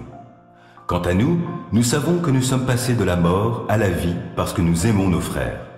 Celui qui n'aime pas demeure dans la mort, car si quelqu'un déteste son frère, c'est un meurtrier, et vous savez qu'aucun meurtrier ne possède en lui la vie éternelle. Voici comment nous savons ce que c'est que d'aimer. Jésus-Christ a donné sa vie pour nous. Nous devons, nous aussi, donner notre vie pour nos frères. Si quelqu'un qui possède du bien en ce monde voit son frère dans le besoin et lui ferme son cœur, l'amour de Dieu ne peut être présent en lui. Mes enfants, que notre amour ne se limite pas à des discours et à de belles paroles, mais qu'il manifeste sa réalité par des actes. C'est ainsi que nous saurons que nous sommes de la vérité et nous rassurerons notre cœur devant Dieu. Si notre cœur nous condamne d'une manière ou d'une autre, car Dieu est plus grand que notre cœur et il connaît tout. Mes chers amis, si notre cœur ne nous condamne pas, nous sommes pleins d'assurance devant Dieu. Il nous donne ce que nous lui demandons, parce que nous obéissons à ses commandements et que nous faisons ce qui lui plaît. Or, que nous commande-t-il? De placer notre confiance en son Fils Jésus-Christ et de nous aimer les uns les autres comme il nous l'a lui-même prescrit. Celui qui obéit à ses commandements demeure en Dieu, et Dieu demeure en lui. Et à quoi reconnaissons-nous qu'il demeure en nous? De par l'Esprit qu'il nous a donné. Moi, je suis l'homme qui a vu l'affliction sous les coups du bâton de sa colère. Il m'a mené et il m'a fait marcher dans des ténèbres sans aucune lumière. C'est contre moi qu'à longueur de journée, il tourne et retourne sa main. Il a usé ma chair, ma peau, il a brisé mes os. Il a dressé contre moi des remparts pour m'assiéger d'amertume et de peine. Il m'a fait habiter dans des lieux ténébreux comme ceux qui sont morts depuis longtemps. Il m'a enclos d'un mur afin que je ne sorte pas, il m'a chargé de lourdes chaînes. J'ai beau crier et implorer, il n'écoute pas ma prière. Il a barré tous mes chemins avec d'énormes pierres, il rend ma route impraticable. Il m'a épié comme un ours aux aguets, ou comme un lion tapi dans sa cachette.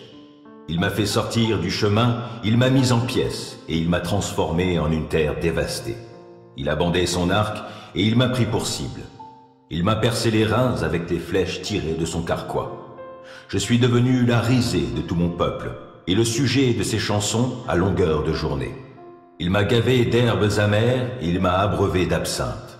Il m'a brisé les dents sur du gravier, il m'a couvert de cendres. Tu m'as banni loin de la paix, je ne sais plus quel goût a le bonheur.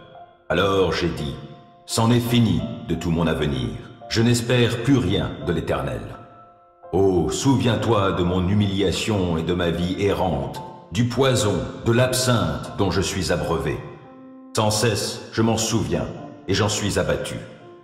Mais voici la pensée que je me rappelle à moi-même, la raison pour laquelle j'aurai de l'espérance.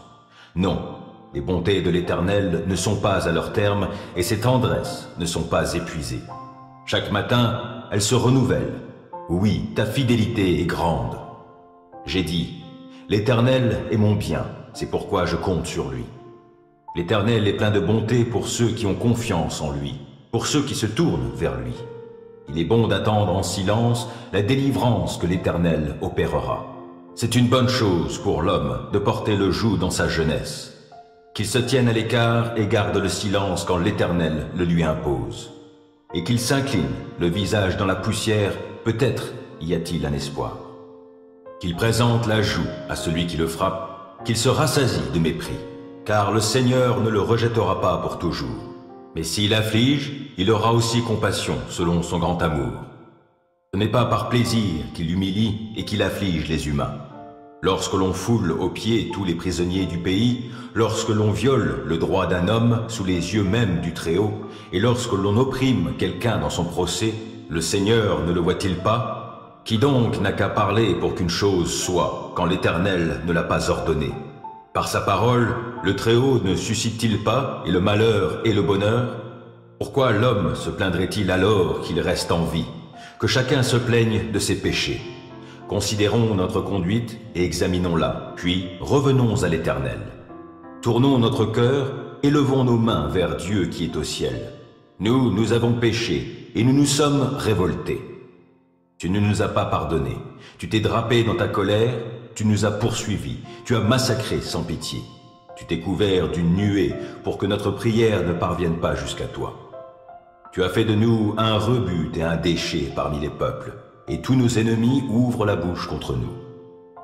Nous avons en partage l'effroi, la fosse, la destruction, la ruine. Je verse des torrents de larmes à cause du désastre qui a atteint la communauté de mon peuple. Mes yeux pleurent sans cesse, ils n'ont aucun répit jusqu'à ce qu'enfin l'Éternel, du haut du ciel, regarde et voie. Je suis bien malheureux à la vue de ce qui arrive aux filles de ma ville. Ils m'ont donné la chasse comme à un passereau, ceux qui sans cause sont mes ennemis. Ils m'ont mis dans une citerne dans le but de m'ôter la vie. Ils m'ont jeté des pierres. L'eau montait plus haut que ma tête, je me disais, je suis perdu. Mais du fond de la fosse, ô Éternel, j'ai fait appel à toi, et tu m'as entendu. Ne ferme pas l'oreille à mes soupirs, à mes cris de détresse. Au jour où je t'ai invoqué, tu es venu auprès de moi, tu m'as dit, n'aie pas peur. Seigneur, tu as plaidé ma cause, tu m'as sauvé la vie. Tu as vu, Éternel, les maux dont on m'accable. Fais-moi justice. Tu as été témoin de leur soif de vengeance et de leur complot contre moi. Tu entends leurs outrages, ô Éternel, tu connais les complots qu'ils forgent contre moi. Leurs propos, leurs pensées sont tournés contre moi à longueur de journée. Regarde-les. Qu'ils s'assoient, qu'ils se lèvent, moi je suis le sujet de leurs chansons. Tu les rétribueras, ô Éternel. Selon ce qu'ils ont fait, tu rendras leur cœur obstiné et tu les frapperas de ta malédiction. Tu les harcèleras dans ta colère ardente et tu les détruiras dessus ton ciel, ô Éternel. Ne condamnez pas les autres pour ne pas être vous-même condamnés, car vous serez condamnés vous-même de la manière dont vous aurez condamné autrui, et on vous appliquera la mesure dont vous vous serez servi pour mesurer les autres. Pourquoi vois-tu les grains de sciure dans l'œil de ton frère, alors que tu ne remarques pas la poutre qui est dans le tien? Comment oses-tu dire à ton frère, « Laisse-moi enlever cette sciure de ton œil », alors qu'il y a une poutre dans le tien? Hypocrite!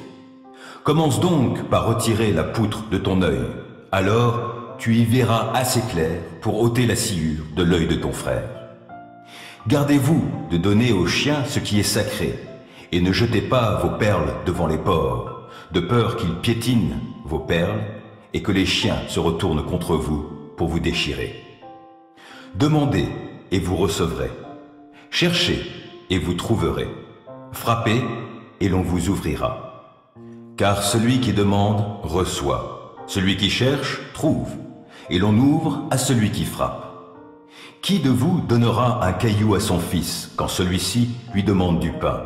Ou bien, s'il lui demande un poisson, lui donnera-t-il un serpent? Si donc, tout mauvais que vous êtes, vous savez donner de bonnes choses à vos enfants, à combien plus forte raison votre Père céleste donnera-t-il de bonnes choses à ceux qui les lui demandent? Faites pour les autres tout ce que vous voudriez qu'ils fassent pour vous, car c'est là tout l'enseignement de la loi et des prophètes. Entrez par la porte étroite. En effet, large est la porte et spacieuse la route qui mène à la perdition. Nombreux sont ceux qui s'y engagent, mais étroite est la porte et resserré le sentier qui mène à la vie. Qu'ils sont peu nombreux ceux qui les trouvent. Gardez-vous des faux prophètes. Lorsqu'ils vous abordent, ils se donnent l'apparence d'agneaux, mais en réalité, ce sont des loups féroces. Vous les reconnaîtrez à leurs fruits. Est-ce que l'on cueille des raisins sur des buissons d'épines ou des figues sur des ronces? Ainsi, un bon arbre porte de bons fruits, Un mauvais arbre produit de mauvais fruits. Un bon arbre ne peut pas porter de mauvais fruits, ni un mauvais arbre de bons fruits. Tout arbre qui ne donne pas de bons fruits est arraché et jeté au feu. Ainsi donc, c'est à leurs fruits que vous les reconnaîtrez. Pour entrer dans le royaume des cieux, il ne suffit pas de me dire « Seigneur, Seigneur !» Il faut accomplir la volonté de mon Père céleste.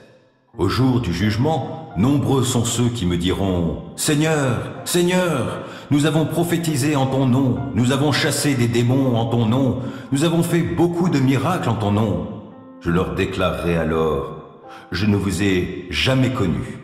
Allez-vous-en, vous qui pratiquez le mal. » C'est pourquoi celui qui écoute ce que je dis et qui l'applique ressemble à un homme sensé qui a bâti sa maison sur le roc. Il a plu à verse, les fleuves ont débordé, les vents ont soufflé avec violence, ils se sont déchaînés contre cette maison. Elle ne s'est pas effondrée, car ses fondations reposaient sur le roc. Mais celui qui écoute mes paroles sans faire ce que je dis ressemble à un homme assez fou pour construire sa maison sur le sable. Il a plu à verse, les fleuves ont débordé, les vents ont soufflé avec violence, ils se sont déchaînés contre cette maison. Elle s'est effondrée et sa ruine a été complète. Quand Jésus eut fini de parler, les foules étaient profondément impressionnées par son enseignement, car il parlait avec une autorité que n'avaient pas leurs spécialistes de la loi. Ésaïe 43. Maintenant, l'Éternel qui t'a créé, ô peuple de Jacob, et qui t'a façonné, ô Israël, te déclare ceci. Ne sois pas effrayé, car je t'ai délivré. Je t'ai appelé par ton nom, tu es à moi. Quand tu passeras par les eaux, je serai avec toi. Quand tu traverseras les fleuves, ils ne te submergeront pas. Quand tu marcheras dans le feu, il ne te fera pas de mal, et par les flammes, tu ne seras pas brûlé. Puisque moi, l'Éternel, je suis ton Dieu, le Saint d'Israël, ton Sauveur. Je donnerai l'Égypte comme rançon pour toi, l'Éthiopie et Séba en échange de toi. Oui, parce que tu m'es précieux et que tu as du prix pour moi, et que je t'aime. Je donnerai des hommes en échange de toi et des peuples contre ta vie. Sois donc sans crainte, car je suis avec toi. Je ferai revenir tes enfants de l'Orient, je te rassemblerai de l'Occident.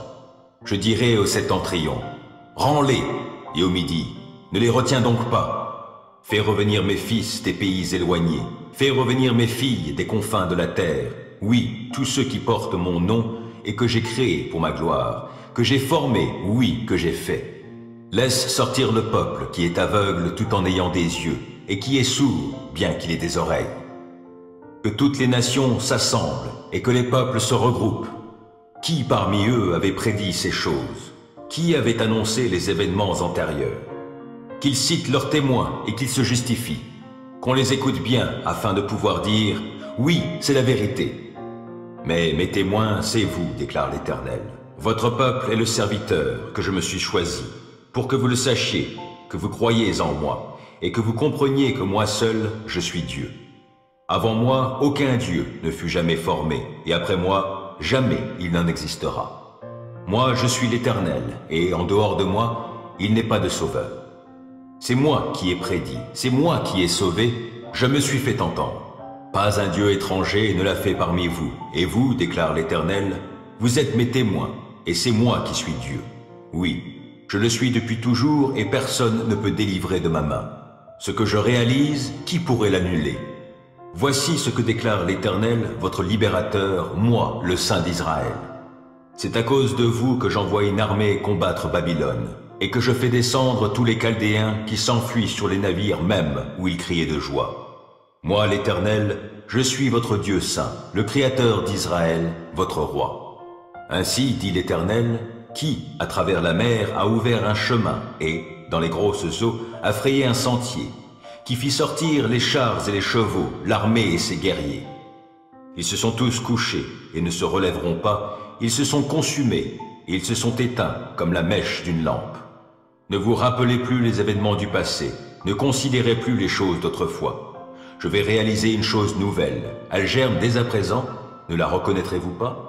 J'ouvrirai un chemin à travers le désert, et je ferai jaillir des fleuves dans la steppe. Les animaux sauvages, les chacals, les autruches, célébreront ma gloire, car je ferai jaillir de l'eau dans le désert, des fleuves dans la steppe, pour abreuver mon peuple, celui que j'ai élu. Je l'ai formé pour moi, il proclamera ma louange. Et pourtant, ô Jacob, tu n'as pas fait appel à moi. Tu t'es lassé de moi, ô Israël. Tu ne m'as pas offert d'agneau en holocauste, tes sacrifices n'étaient pas à ma gloire. Je ne t'ai pas importuné pour avoir des offrandes, je ne t'ai pas lassé pour avoir de l'encens. Tu n'as pas dépensé d'argent pour moi, pour du roseau aromatique, et tu ne m'as pas rassasié de la graisse des sacrifices.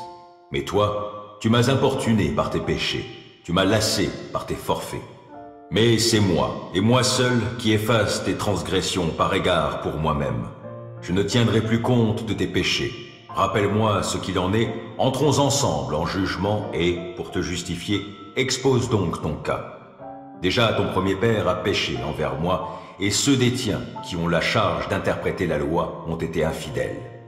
Aussi ai-je déshonoré les chefs du sanctuaire, et j'ai livré Jacob à l'extermination, Israël aux outrages. Psaume 138. Je te louerai de tout mon cœur. Devant les puissants de ce monde, je te célébrerai avec de la musique. Je me prosterne dirigé vers ton sanctuaire et je te loue, pour ton amour et ta fidélité, car tu as réalisé tes promesses en surpassant ta renommée.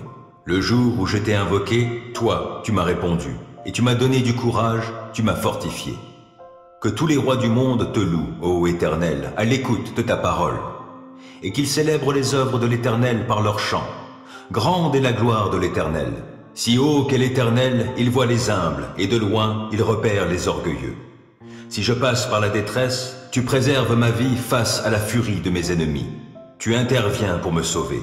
Oui, l'Éternel achèvera son œuvre en ma faveur. Éternel, ton amour dure à toujours. N'abandonne donc pas tes créatures. Première lettre de Pierre, chapitre 1. Pierre, apôtre de Jésus-Christ, salue ceux que Dieu a choisis et qui vivent comme des résidents étrangers, dispersés dans les provinces du Pont, de Galatie, de Cappadoce, d'Asie et de Bithynie. Dieu le Père vous a choisi d'avance, conformément à son plan, et vous avez été purifiés par l'Esprit pour obéir à Jésus-Christ et bénéficier de l'aspersion de son sang. Que la grâce et la paix vous soient abondamment accordées. Béni soit Dieu, le Père de notre Seigneur Jésus-Christ. Dans sa grande compassion, il nous a fait naître à une vie nouvelle pour nous donner une espérance vivante par la résurrection de Jésus-Christ. Car il a préparé pour nous un héritage qui ne peut ni se détruire, ni se corrompre, ni perdre sa beauté. Il le tient en réserve pour vous dans les cieux, vous qu'il garde par sa puissance au moyen de la foi, en vue du salut qui est prêt à être révélé au moment de la fin. Voilà ce qui fait votre joie, même si actuellement, il faut que vous soyez attristés pour un peu de temps par diverses épreuves. Celles-ci servent à éprouver la valeur de votre foi. Le feu du creuset n'éprouve-t-il pas l'or, qui pourtant disparaîtra un jour? Pourtant, votre foi qui a résisté à l'épreuve a une valeur beaucoup plus précieuse. Elle vous vaudra louange, gloire et honneur lorsque Jésus-Christ apparaîtra. Jésus, vous ne l'avez pas vu, et pourtant vous l'aimez. Mais en plaçant votre confiance en lui sans le voir encore, vous êtes rempli d'une joie glorieuse et inexprimable, car vous obtenez en retour votre salut qui est le but de votre foi. Ce salut a fait l'objet des recherches et des investigations des prophètes qui ont annoncé d'avance la grâce qui vous était destinée. Ils cherchaient à découvrir à quelle époque et à quels événements se rapportaient les indications données par l'Esprit de Christ. Cet Esprit était en eux et annonçait à l'avance les souffrances du Messie et la gloire dont elles seraient suivies. Il leur fut révélé que le message dont ils étaient chargés n'était pas pour eux, mais pour vous. Et ce message vous a été communiqué maintenant par ceux qui vous ont annoncé la bonne nouvelle, sous l'action de l'Esprit Saint envoyé du ciel. Les anges eux-mêmes ne se lassent pas de le découvrir. C'est pourquoi, tenez votre esprit en éveil et faites preuve de modération. Mettez toute votre espérance dans la grâce qui vous sera accordée le jour où Jésus-Christ apparaîtra. Comme des enfants obéissants, ne vous laissez plus diriger par les passions qui vous gouvernaient autrefois, au temps de votre ignorance. Au contraire, tout comme celui qui vous a appelé est saint, soyez saints dans tout votre comportement. Car voici ce que Dieu dit dans l'Écriture. Soyez saints, car je suis saint. Dans vos prières, vous appelez Père celui qui juge impartialement tout homme selon ses actes. Par conséquent, pendant tout le temps de votre séjour en ce monde, que la crainte de Dieu inspire votre conduite. Vous avez été libérés de cette manière futile de vivre que vous ont transmise vos ancêtres et vous savez à quel prix. Ce n'est pas par des biens périssables comme l'argent et l'or. Non, il a fallu que Christ, tel un agneau pur et sans défaut, verse son sang précieux en sacrifice pour vous. Dès avant la création du monde, Dieu l'avait choisi pour cela. Et il a paru, dans ces temps qui sont les derniers, pour agir en votre faveur. Par lui, vous croyez en Dieu, qu'il a ressuscité et lui a donné la gloire. Ainsi votre foi et votre espérance sont tournées vers Dieu. Par votre obéissance à la vérité, vous avez purifié votre être afin d'aimer sincèrement vos frères et sœurs. Aimez-vous donc ardemment les uns les autres de tout votre cœur, car vous êtes nés à une vie nouvelle, non d'un homme mortel, mais d'une semence immortelle, la parole vivante et éternelle de Dieu. En effet, il est écrit: tout homme est pareil à l'herbe, et toute sa gloire comme la fleur des champs. L'herbe se dessèche et sa fleur tombe, mais la parole du Seigneur subsiste éternellement. Or, cette parole, c'est l'Évangile qui vous a été annoncé. Philippiens 4. Ainsi donc, mes frères et sœurs bien-aimés, vous que je désire tant revoir, vous qui êtes ma joie et ma couronne, c'est de cette manière, mes chers amis, que vous devez tenir ferme, en restant attachés au Seigneur. Je recommande à Évodie et à Syntyche de vivre en parfaite harmonie l'une avec l'autre, selon le Seigneur. Je les y invite instamment. Toi, mon fidèle collègue, je te le demande. Viens leur en aide, car elles ont combattu à mes côtés pour la cause de l'Évangile, tout comme Clément et mes autres collaborateurs dont les noms sont inscrits dans le livre de vie. Réjouissez-vous en tout temps de tout ce que le Seigneur est pour vous. Oui, je le répète, soyez dans la joie. Faites-vous connaître par votre amabilité envers tous les hommes. Le Seigneur est proche. Ne vous mettez en souci pour rien, mais en toute chose, exposez vos demandes à Dieu en lui adressant vos prières et vos supplications, tout en lui exprimant votre reconnaissance. Alors la paix de Dieu, qui surpasse tout ce qu'on peut concevoir, gardera votre cœur et votre pensée sous la protection de Jésus-Christ. Enfin, frères et sœurs, nourrissez vos pensées de tout ce qui est vrai, noble, juste, pur, digne d'amour ou d'approbation, de tout ce qui est vertueux et mérite louange. Ce que vous avez appris et reçu de moi, ce que vous m'avez entendu dire et vu faire, mettez-le en pratique. Alors le Dieu qui donne la paix sera avec vous. Je me suis profondément réjoui dans le Seigneur en voyant que votre intérêt pour moi a pu finalement porter de nouveaux fruits. Car cette sollicitude à mon égard, vous l'éprouviez toujours, mais vous n'aviez pas eu l'occasion de la manifester. Ce n'est pas le besoin qui me fait parler ainsi, car j'ai appris en toutes circonstances à être content avec ce que j'ai. Je sais vivre dans le dénuement, je sais aussi vivre dans l'abondance. C'est le secret que j'ai appris. M'accommoder à toutes les situations et toutes les circonstances, que je sois rassasié ou que j'ai faim, que je connaisse l'abondance ou que je sois dans le besoin. Je peux tout grâce à celui qui me fortifie. Pourtant, vous avez bien fait de prendre part à ma détresse. Comme vous le savez, Philippiens, dans les premiers temps de mon activité pour la cause de l'Évangile, lorsque j'ai quitté la Macédoine, aucune autre église n'est entrée avec moi dans un échange réciproque de dons matériels et spirituels. Vous seul l'avez fait.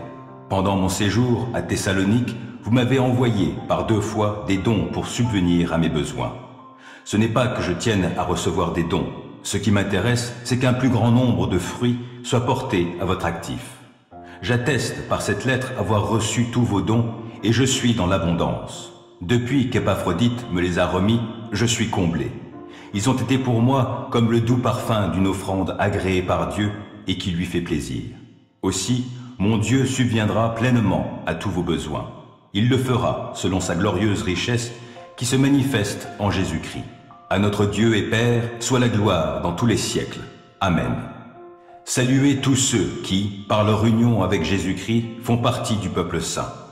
Les frères qui sont ici avec moi vous saluent. Tous les membres du peuple saint vous adressent leurs salutations, et en particulier ceux qui sont au service de l'empereur. Que la grâce du Seigneur Jésus-Christ soit avec vous. Deuxième lettre aux Corinthiens, chapitre 1.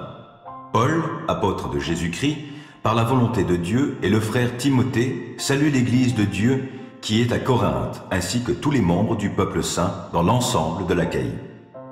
Que la grâce et la paix vous soient accordées par Dieu, notre Père, et par le Seigneur Jésus-Christ. Béni soit Dieu, le Père de notre Seigneur Jésus-Christ, le Père qui est plein de bonté, le Dieu qui réconforte dans toutes les situations. Il nous réconforte dans toutes nos détresses, afin qu'à notre tour, nous soyons capables de réconforter ceux qui passent par toutes sortes de détresses, en leur apportant le réconfort que Dieu nous a apporté. De même, en effet, que les souffrances de Christ surabondent dans notre vie, le réconfort qu'il nous donne surabonde. Si donc nous passons par la détresse, c'est pour votre réconfort et votre salut. Et si nous sommes réconfortés, c'est pour que vous receviez, vous aussi, du réconfort afin de pouvoir supporter les mêmes souffrances que celles que nous endurons. Et nous possédons à votre sujet une ferme espérance, car nous savons que si vous avez part aux souffrances, vous avez aussi part au réconfort. Il faut, en effet, que vous sachiez, frères et sœurs, quelle détresse nous avons connue dans la province d'Asie. Nous étions écrasés, à bout de force, au point même que nous désespérions de conserver la vie. Nous avions accepté en nous-mêmes notre condamnation à mort. Cela nous a appris à ne pas mettre notre confiance en nous-mêmes, mais uniquement en Dieu qui ressuscite les morts. C'est lui qui nous a délivrés d'une telle mort et qui nous en délivrera encore. Oui, nous avons cette espérance en lui qu'il nous délivrera encore et vous y contribuez en priant pour nous. Ainsi, le don de la grâce qu'il nous accorde en réponse aux prières de beaucoup sera aussi pour beaucoup une occasion de remercier Dieu à notre sujet. S'il est une chose dont nous pouvons être fiers, c'est le témoignage de notre conscience. Il nous atteste que nous nous sommes conduits dans le monde, et tout spécialement envers vous, avec la sincérité et la pureté qui viennent de Dieu, en nous fondant non sur une sagesse purement humaine, mais sur la grâce de Dieu. Car ce que nous vous écrivons dans nos lettres ne veut pas dire autre chose que ce que vous pouvez y lire et y comprendre. Et j'espère que vous le comprendrez pleinement. Comme vous l'avez déjà compris en partie, vous pouvez être fiers de nous, comme nous le serons de vous au jour de notre Seigneur Jésus. Persuadé que telle était votre pensée, je m'étais proposé de me rendre chez vous en premier lieu, afin de vous procurer une double joie. Je comptais passer par chez vous en allant en Macédoine, puis revenir de Macédoine chez vous. Vous auriez alors pu m'aider à poursuivre mon voyage vers la Judée. En formant ce projet, ai-je fait preuve de légèreté ? Ou bien mes plans seraient-ils inspirés par des motifs purement humains, en sorte que lorsque je dis « oui », cela pourrait être « non ». Aussi vrai que Dieu est digne de confiance, je vous le garantis, la parole que nous vous avons adressée n'est pas à la fois « oui » et « non ». Car Jésus-Christ, le Fils de Dieu, que moi-même, comme Sylvain et Timothée, nous avons proclamé parmi vous, n'a pas été à la fois « oui » et « non ». En lui était le « oui ». Car c'est en lui que Dieu a dit « oui » à tout ce qu'il avait promis. Aussi est-ce par lui que nous disons « oui », « Amen », pour que la gloire revienne à Dieu. C'est Dieu, en effet, qui nous a fermement unis avec vous, à Christ, et qui nous a consacrés à lui par son onction. Et c'est encore Dieu qui nous a marqués de son sceau comme sa propriété, et qui a mis dans notre cœur son esprit comme acompte des biens à venir. Pourquoi donc ne suis-je pas encore revenu à Corinthe ? J'en prends Dieu à témoin sur ma vie. C'est parce que je voulais vous ménager. Notre rôle n'est pas de dominer sur votre foi, mais de collaborer ensemble à votre joie, car vous tenez ferme dans la foi.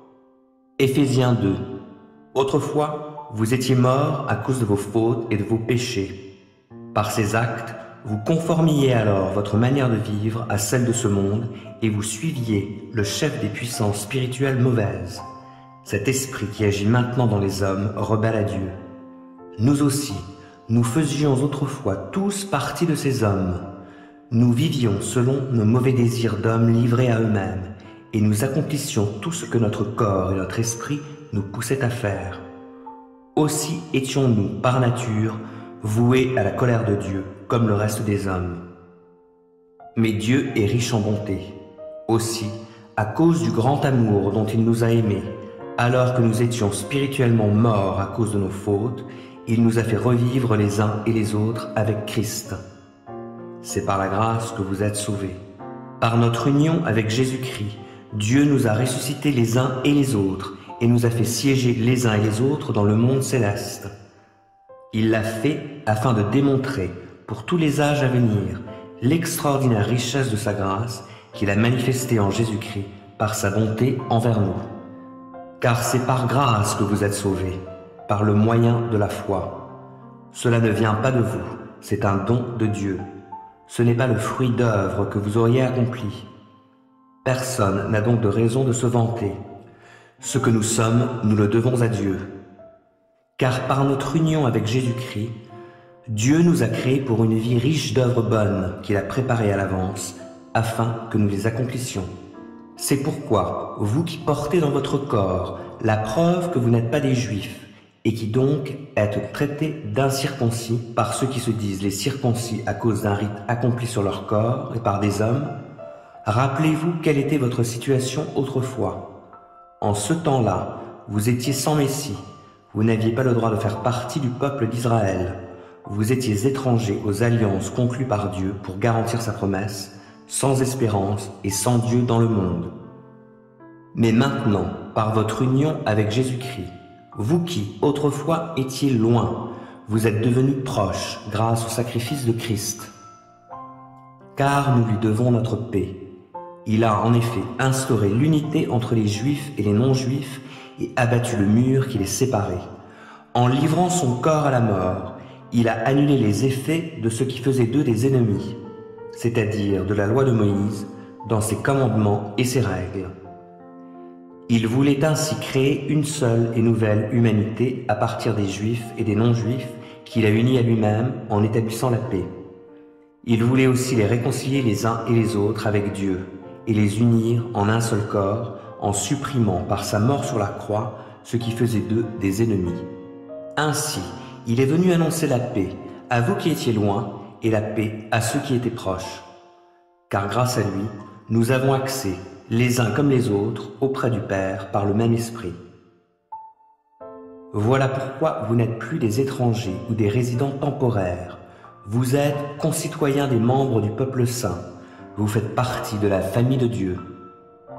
Dieu vous a intégrés à l'édifice qu'il construit sur le fondement que sont les apôtres, ses prophètes, et dont Jésus-Christ lui-même est la pierre principale.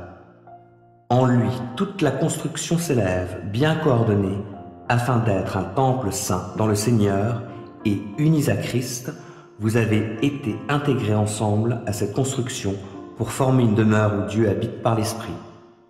Deuxième lettre de Timothée 2. Toi donc, mon enfant, puise tes forces dans la grâce qui nous est accordée dans l'union avec Jésus-Christ. Et l'enseignement que tu as reçu de moi et que de nombreux témoins ont confirmé, transmets-le à des personnes dignes de confiance qui seront capables à leur tour d'en instruire d'autres. Tel un bon soldat de Jésus-Christ, prends, comme moi, ta part de souffrance. Celui qui s'engage dans une expédition militaire ne s'embarrasse pas des affaires de la vie civile afin de donner pleine satisfaction à l'officier qui l'a enrôlé. On n'a jamais vu un athlète remporter le prix sans avoir respecté toutes les règles. C'est au cultivateur qui travaille dur d'être le premier à jouir de la récolte. Réfléchis bien à ce que je te dis et le Seigneur te donnera de comprendre toutes ces choses. Souviens-toi de Jésus-Christ qui est ressuscité, descendant de David, conformément à l'évangile que j'annonce. C'est pour cet évangile que je souffre, jusqu'à être enchaîné comme un criminel. La parole de Dieu, elle, n'est pas enchaînée pour autant. Je supporte donc patiemment toutes ces épreuves, à cause de ceux que Dieu a choisis. pour qu'eux aussi parviennent au salut qui est en Jésus-Christ et à la gloire éternelle qui l'accompagne. Car ces paroles sont certaines, si nous mourons avec lui nous revivrons, et si nous persévérons, avec lui nous régnerons. Mais si nous le renions, lui aussi nous reniera. Si nous sommes infidèles, lui, il demeure fidèle, parce qu'il ne peut se renier lui-même. C'est cela qu'il te faut rappeler sans cesse. Recommande solennellement devant Dieu d'éviter les disputes de mots. Elles ne servent à rien, si ce n'est à la ruine de ceux qui les écoutent. Efforce-toi de te présenter devant Dieu en homme qui a fait ses preuves, en ouvrier qui n'a pas à rougir de son ouvrage, parce qu'il transmet correctement la parole de vérité. Évite les discours creux et contraires à la foi. Ceux qui s'y adonnent s'éloigneront toujours plus de Dieu. La parole de ces gens est comme une gangrène qui finit par dévorer tout le corps. C'est le cas d'Hyménée et de Philette. Ils se sont écartés de la vérité en prétendant que la résurrection a déjà eu lieu. Ainsi, ils sont en train de détourner plusieurs de la foi. Cependant, le solide fondement posé par Dieu demeure. Il porte en guise de sceau les inscriptions suivantes. Le Seigneur connaît ceux qui lui appartiennent. Et qu'il se détourne du mal, celui qui affirme qu'il appartient au Seigneur. Dans une grande maison, il n'y a pas seulement des vases d'or et d'argent, il y en a aussi en bois et en terre cuite. Les premiers sont réservés à un usage noble, les autres sont destinés à un usage vil. Eh bien, si quelqu'un se garde pur de tout ce dont j'ai parlé, il sera un vase destiné à un noble usage, purifié, utile à son propriétaire, disponible pour toutes sortes d'œuvres bonnes. Fuis les passions qui assaillent un jeune homme. Fais tous tes efforts pour cultiver la foi, l'amour et la paix avec tous ceux qui font appel au Seigneur d'un cœur pur. Refuse les spéculations absurdes et sans fondement. Tu sais qu'elles suscitent des querelles. Or, il n'est pas convenable pour un serviteur du Seigneur d'avoir des querelles.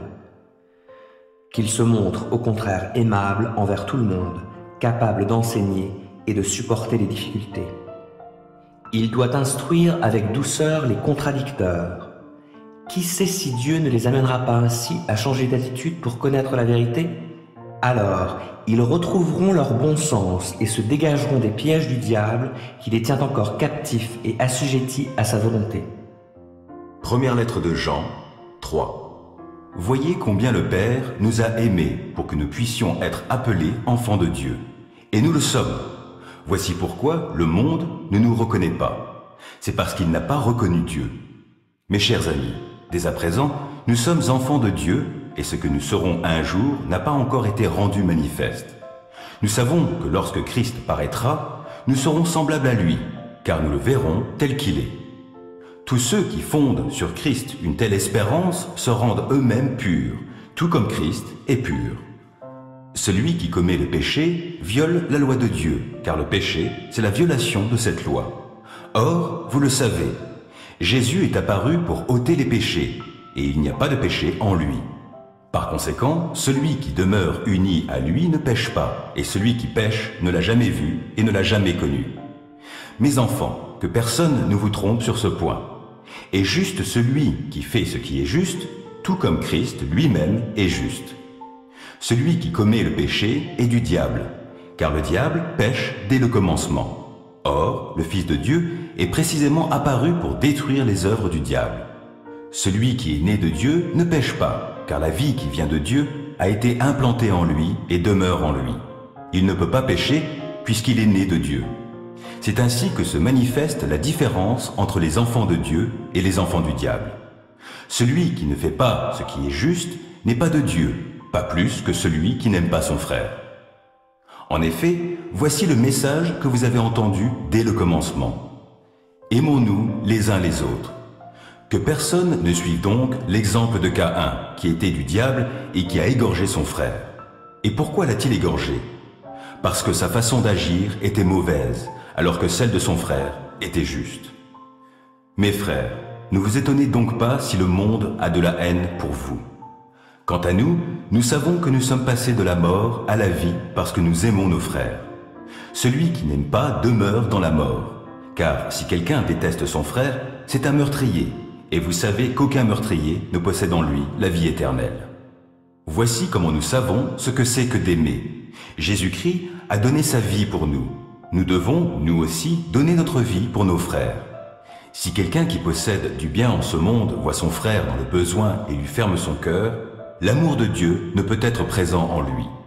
Mes enfants, que notre amour ne se limite pas à des discours et à de belles paroles, mais qu'il manifeste sa réalité par des actes. C'est ainsi que nous saurons que nous sommes de la vérité et nous rassurerons notre cœur devant Dieu. Si notre cœur nous condamne d'une manière ou d'une autre, car Dieu est plus grand que notre cœur et il connaît tout. Mes chers amis, si notre cœur ne nous condamne pas, nous sommes pleins d'assurance devant Dieu. Il nous donne ce que nous lui demandons, parce que nous obéissons à ses commandements et que nous faisons ce qui lui plaît. Or, que nous commande-t-il? De placer notre confiance en son Fils Jésus-Christ et de nous aimer les uns les autres comme il nous l'a lui-même prescrit. Celui qui obéit à ses commandements demeure en Dieu et Dieu demeure en lui. Et à quoi reconnaissons-nous qu'il demeure en nous?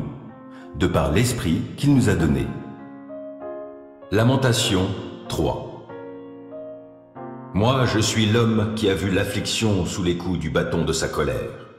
Il m'a mené et il m'a fait marcher dans des ténèbres sans aucune lumière. C'est contre moi qu'à longueur de journée, il tourne et retourne sa main. Il a usé ma chair, ma peau, il a brisé mes os. Il a dressé contre moi des remparts pour m'assiéger d'amertume et de peine. Il m'a fait habiter dans des lieux ténébreux comme ceux qui sont morts depuis longtemps. Il m'a enclos d'un mur afin que je ne sorte pas, il m'a chargé de lourdes chaînes. J'ai beau crier et implorer, il n'écoute pas ma prière. Il a barré tous mes chemins avec d'énormes pierres, il rend ma route impraticable. Il m'a épié comme un ours aux aguets, ou comme un lion tapi dans sa cachette. Il m'a fait sortir du chemin, il m'a mis en pièces, et il m'a transformé en une terre dévastée. Il a bandé son arc, et il m'a pris pour cible. Il m'a percé les reins avec les flèches tirées de son carquois. Je suis devenu la risée de tout mon peuple, et le sujet de ses chansons à longueur de journée. Il m'a gavé d'herbes amères, il m'a abreuvé d'absinthe. Il m'a brisé les dents sur du gravier, il m'a couvert de cendres. Tu m'as banni loin de la paix, je ne sais plus quel goût a le bonheur. Alors j'ai dit, c'en est fini de tout mon avenir, je n'espère plus rien de l'Éternel. Oh, souviens-toi de mon humiliation et de ma vie errante, du poison, de l'absinthe dont je suis abreuvé. Sans cesse, je m'en souviens, et j'en suis abattu. Mais voici la pensée que je me rappelle à moi-même, la raison pour laquelle j'aurai de l'espérance. Non, les bontés de l'Éternel ne sont pas à leur terme, et ses tendresses ne sont pas épuisées. Chaque matin, elles se renouvellent. Oui, ta fidélité est grande. J'ai dit, l'Éternel est mon bien, c'est pourquoi je compte sur lui. L'Éternel est plein de bonté pour ceux qui ont confiance en lui, pour ceux qui se tournent vers lui. Il est bon d'attendre en silence la délivrance que l'Éternel opérera. C'est une bonne chose pour l'homme de porter le joug dans sa jeunesse. Qu'il se tienne à l'écart et garde le silence quand l'Éternel le lui impose.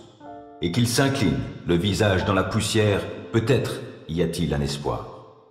Qu'il présente la joue à celui qui le frappe, qu'il se rassasie de mépris, car le Seigneur ne le rejettera pas pour toujours. Mais s'il afflige, il aura aussi compassion selon son grand amour. Ce n'est pas par plaisir qu'il humilie et qu'il afflige les humains. Lorsque l'on foule aux pieds tous les prisonniers du pays, lorsque l'on viole le droit d'un homme sous les yeux même du Très-Haut, et lorsque l'on opprime quelqu'un dans son procès, le Seigneur ne le voit-il pas? Qui donc n'a qu'à parler pour qu'une chose soit, quand l'Éternel ne l'a pas ordonné? Par sa parole, le Très-Haut ne suscite-t-il pas, et le malheur et le bonheur? Pourquoi l'homme se plaindrait-il alors qu'il reste en vie? Que chacun se plaigne de ses péchés. Considérons notre conduite et examinons-la, puis revenons à l'Éternel. Tournons notre cœur, élevons nos mains vers Dieu qui est au ciel. Nous avons péché, et nous nous sommes révoltés. Tu ne nous as pas pardonné, tu t'es drapé dans ta colère, tu nous as poursuivis, tu as massacré sans pitié. Tu t'es couvert d'une nuée pour que notre prière ne parvienne pas jusqu'à toi. Tu as fait de nous un rebut et un déchet parmi les peuples, et tous nos ennemis ouvrent la bouche contre nous. Nous avons en partage l'effroi, la fosse, la destruction, la ruine. Je verse des torrents de larmes à cause du désastre qui a atteint la communauté de mon peuple. Mes yeux pleurent sans cesse, ils n'ont aucun répit jusqu'à ce qu'enfin l'Éternel, du haut du ciel, regarde et voie. Je suis bien malheureux à la vue de ce qui arrive aux filles de ma ville. Ils m'ont donné la chasse comme à un passereau, ceux qui sans cause sont mes ennemis. Ils m'ont mis dans une citerne dans le but de m'ôter la vie. Ils m'ont jeté des pierres. L'eau montait plus haut que ma tête, je me disais, je suis perdu. Mais du fond de la fosse, ô Éternel, j'ai fait appel à toi, et tu m'as entendu. Ne ferme pas l'oreille à mes soupirs, à mes cris de détresse. Au jour où je t'ai invoqué, tu es venu auprès de moi, tu m'as dit, n'aie pas peur. Seigneur, tu as plaidé ma cause, tu m'as sauvé la vie. Tu as vu, Éternel, les maux dont on m'accable. Fais-moi justice. Tu as été témoin de leur soif de vengeance et de leur complot contre moi. Tu entends leurs outrages, ô Éternel, tu connais les complots qu'ils forgent contre moi. Leurs propos, leurs pensées sont tournés contre moi à longueur de journée. Regarde-les. Qu'ils s'assoient, qu'ils se lèvent, moi je suis le sujet de leurs chansons. Tu les rétribueras, ô Éternel. Selon ce qu'ils ont fait, tu rendras leur cœur obstiné et tu les frapperas de ta malédiction. Tu les harcèleras dans ta colère ardente et tu les détruiras dessus ton ciel, ô Éternel. Matthieu 7. Ne condamnez pas les autres pour ne pas être vous-même condamnés, car vous serez condamnés vous-même de la manière dont vous aurez condamné autrui, et on vous appliquera la mesure dont vous vous serez servi pour mesurer les autres. Pourquoi vois-tu les grains de sciure dans l'œil de ton frère, alors que tu ne remarques pas la poutre qui est dans le tien? Comment oses-tu dire à ton frère, « Laisse-moi enlever cette sciure de ton œil », alors qu'il y a une poutre dans le tien? Hypocrite! Commence donc par retirer la poutre de ton œil, alors tu y verras assez clair pour ôter la sciure de l'œil de ton frère. Gardez-vous de donner aux chiens ce qui est sacré, et ne jetez pas vos perles devant les porcs, de peur qu'ils piétinent vos perles et que les chiens se retournent contre vous pour vous déchirer. Demandez et vous recevrez. Cherchez et vous trouverez. Frappez et l'on vous ouvrira. Car celui qui demande reçoit, celui qui cherche trouve, et l'on ouvre à celui qui frappe. Qui de vous donnera un caillou à son fils quand celui-ci lui demande du pain? Ou bien, s'il lui demande un poisson, lui donnera-t-il un serpent?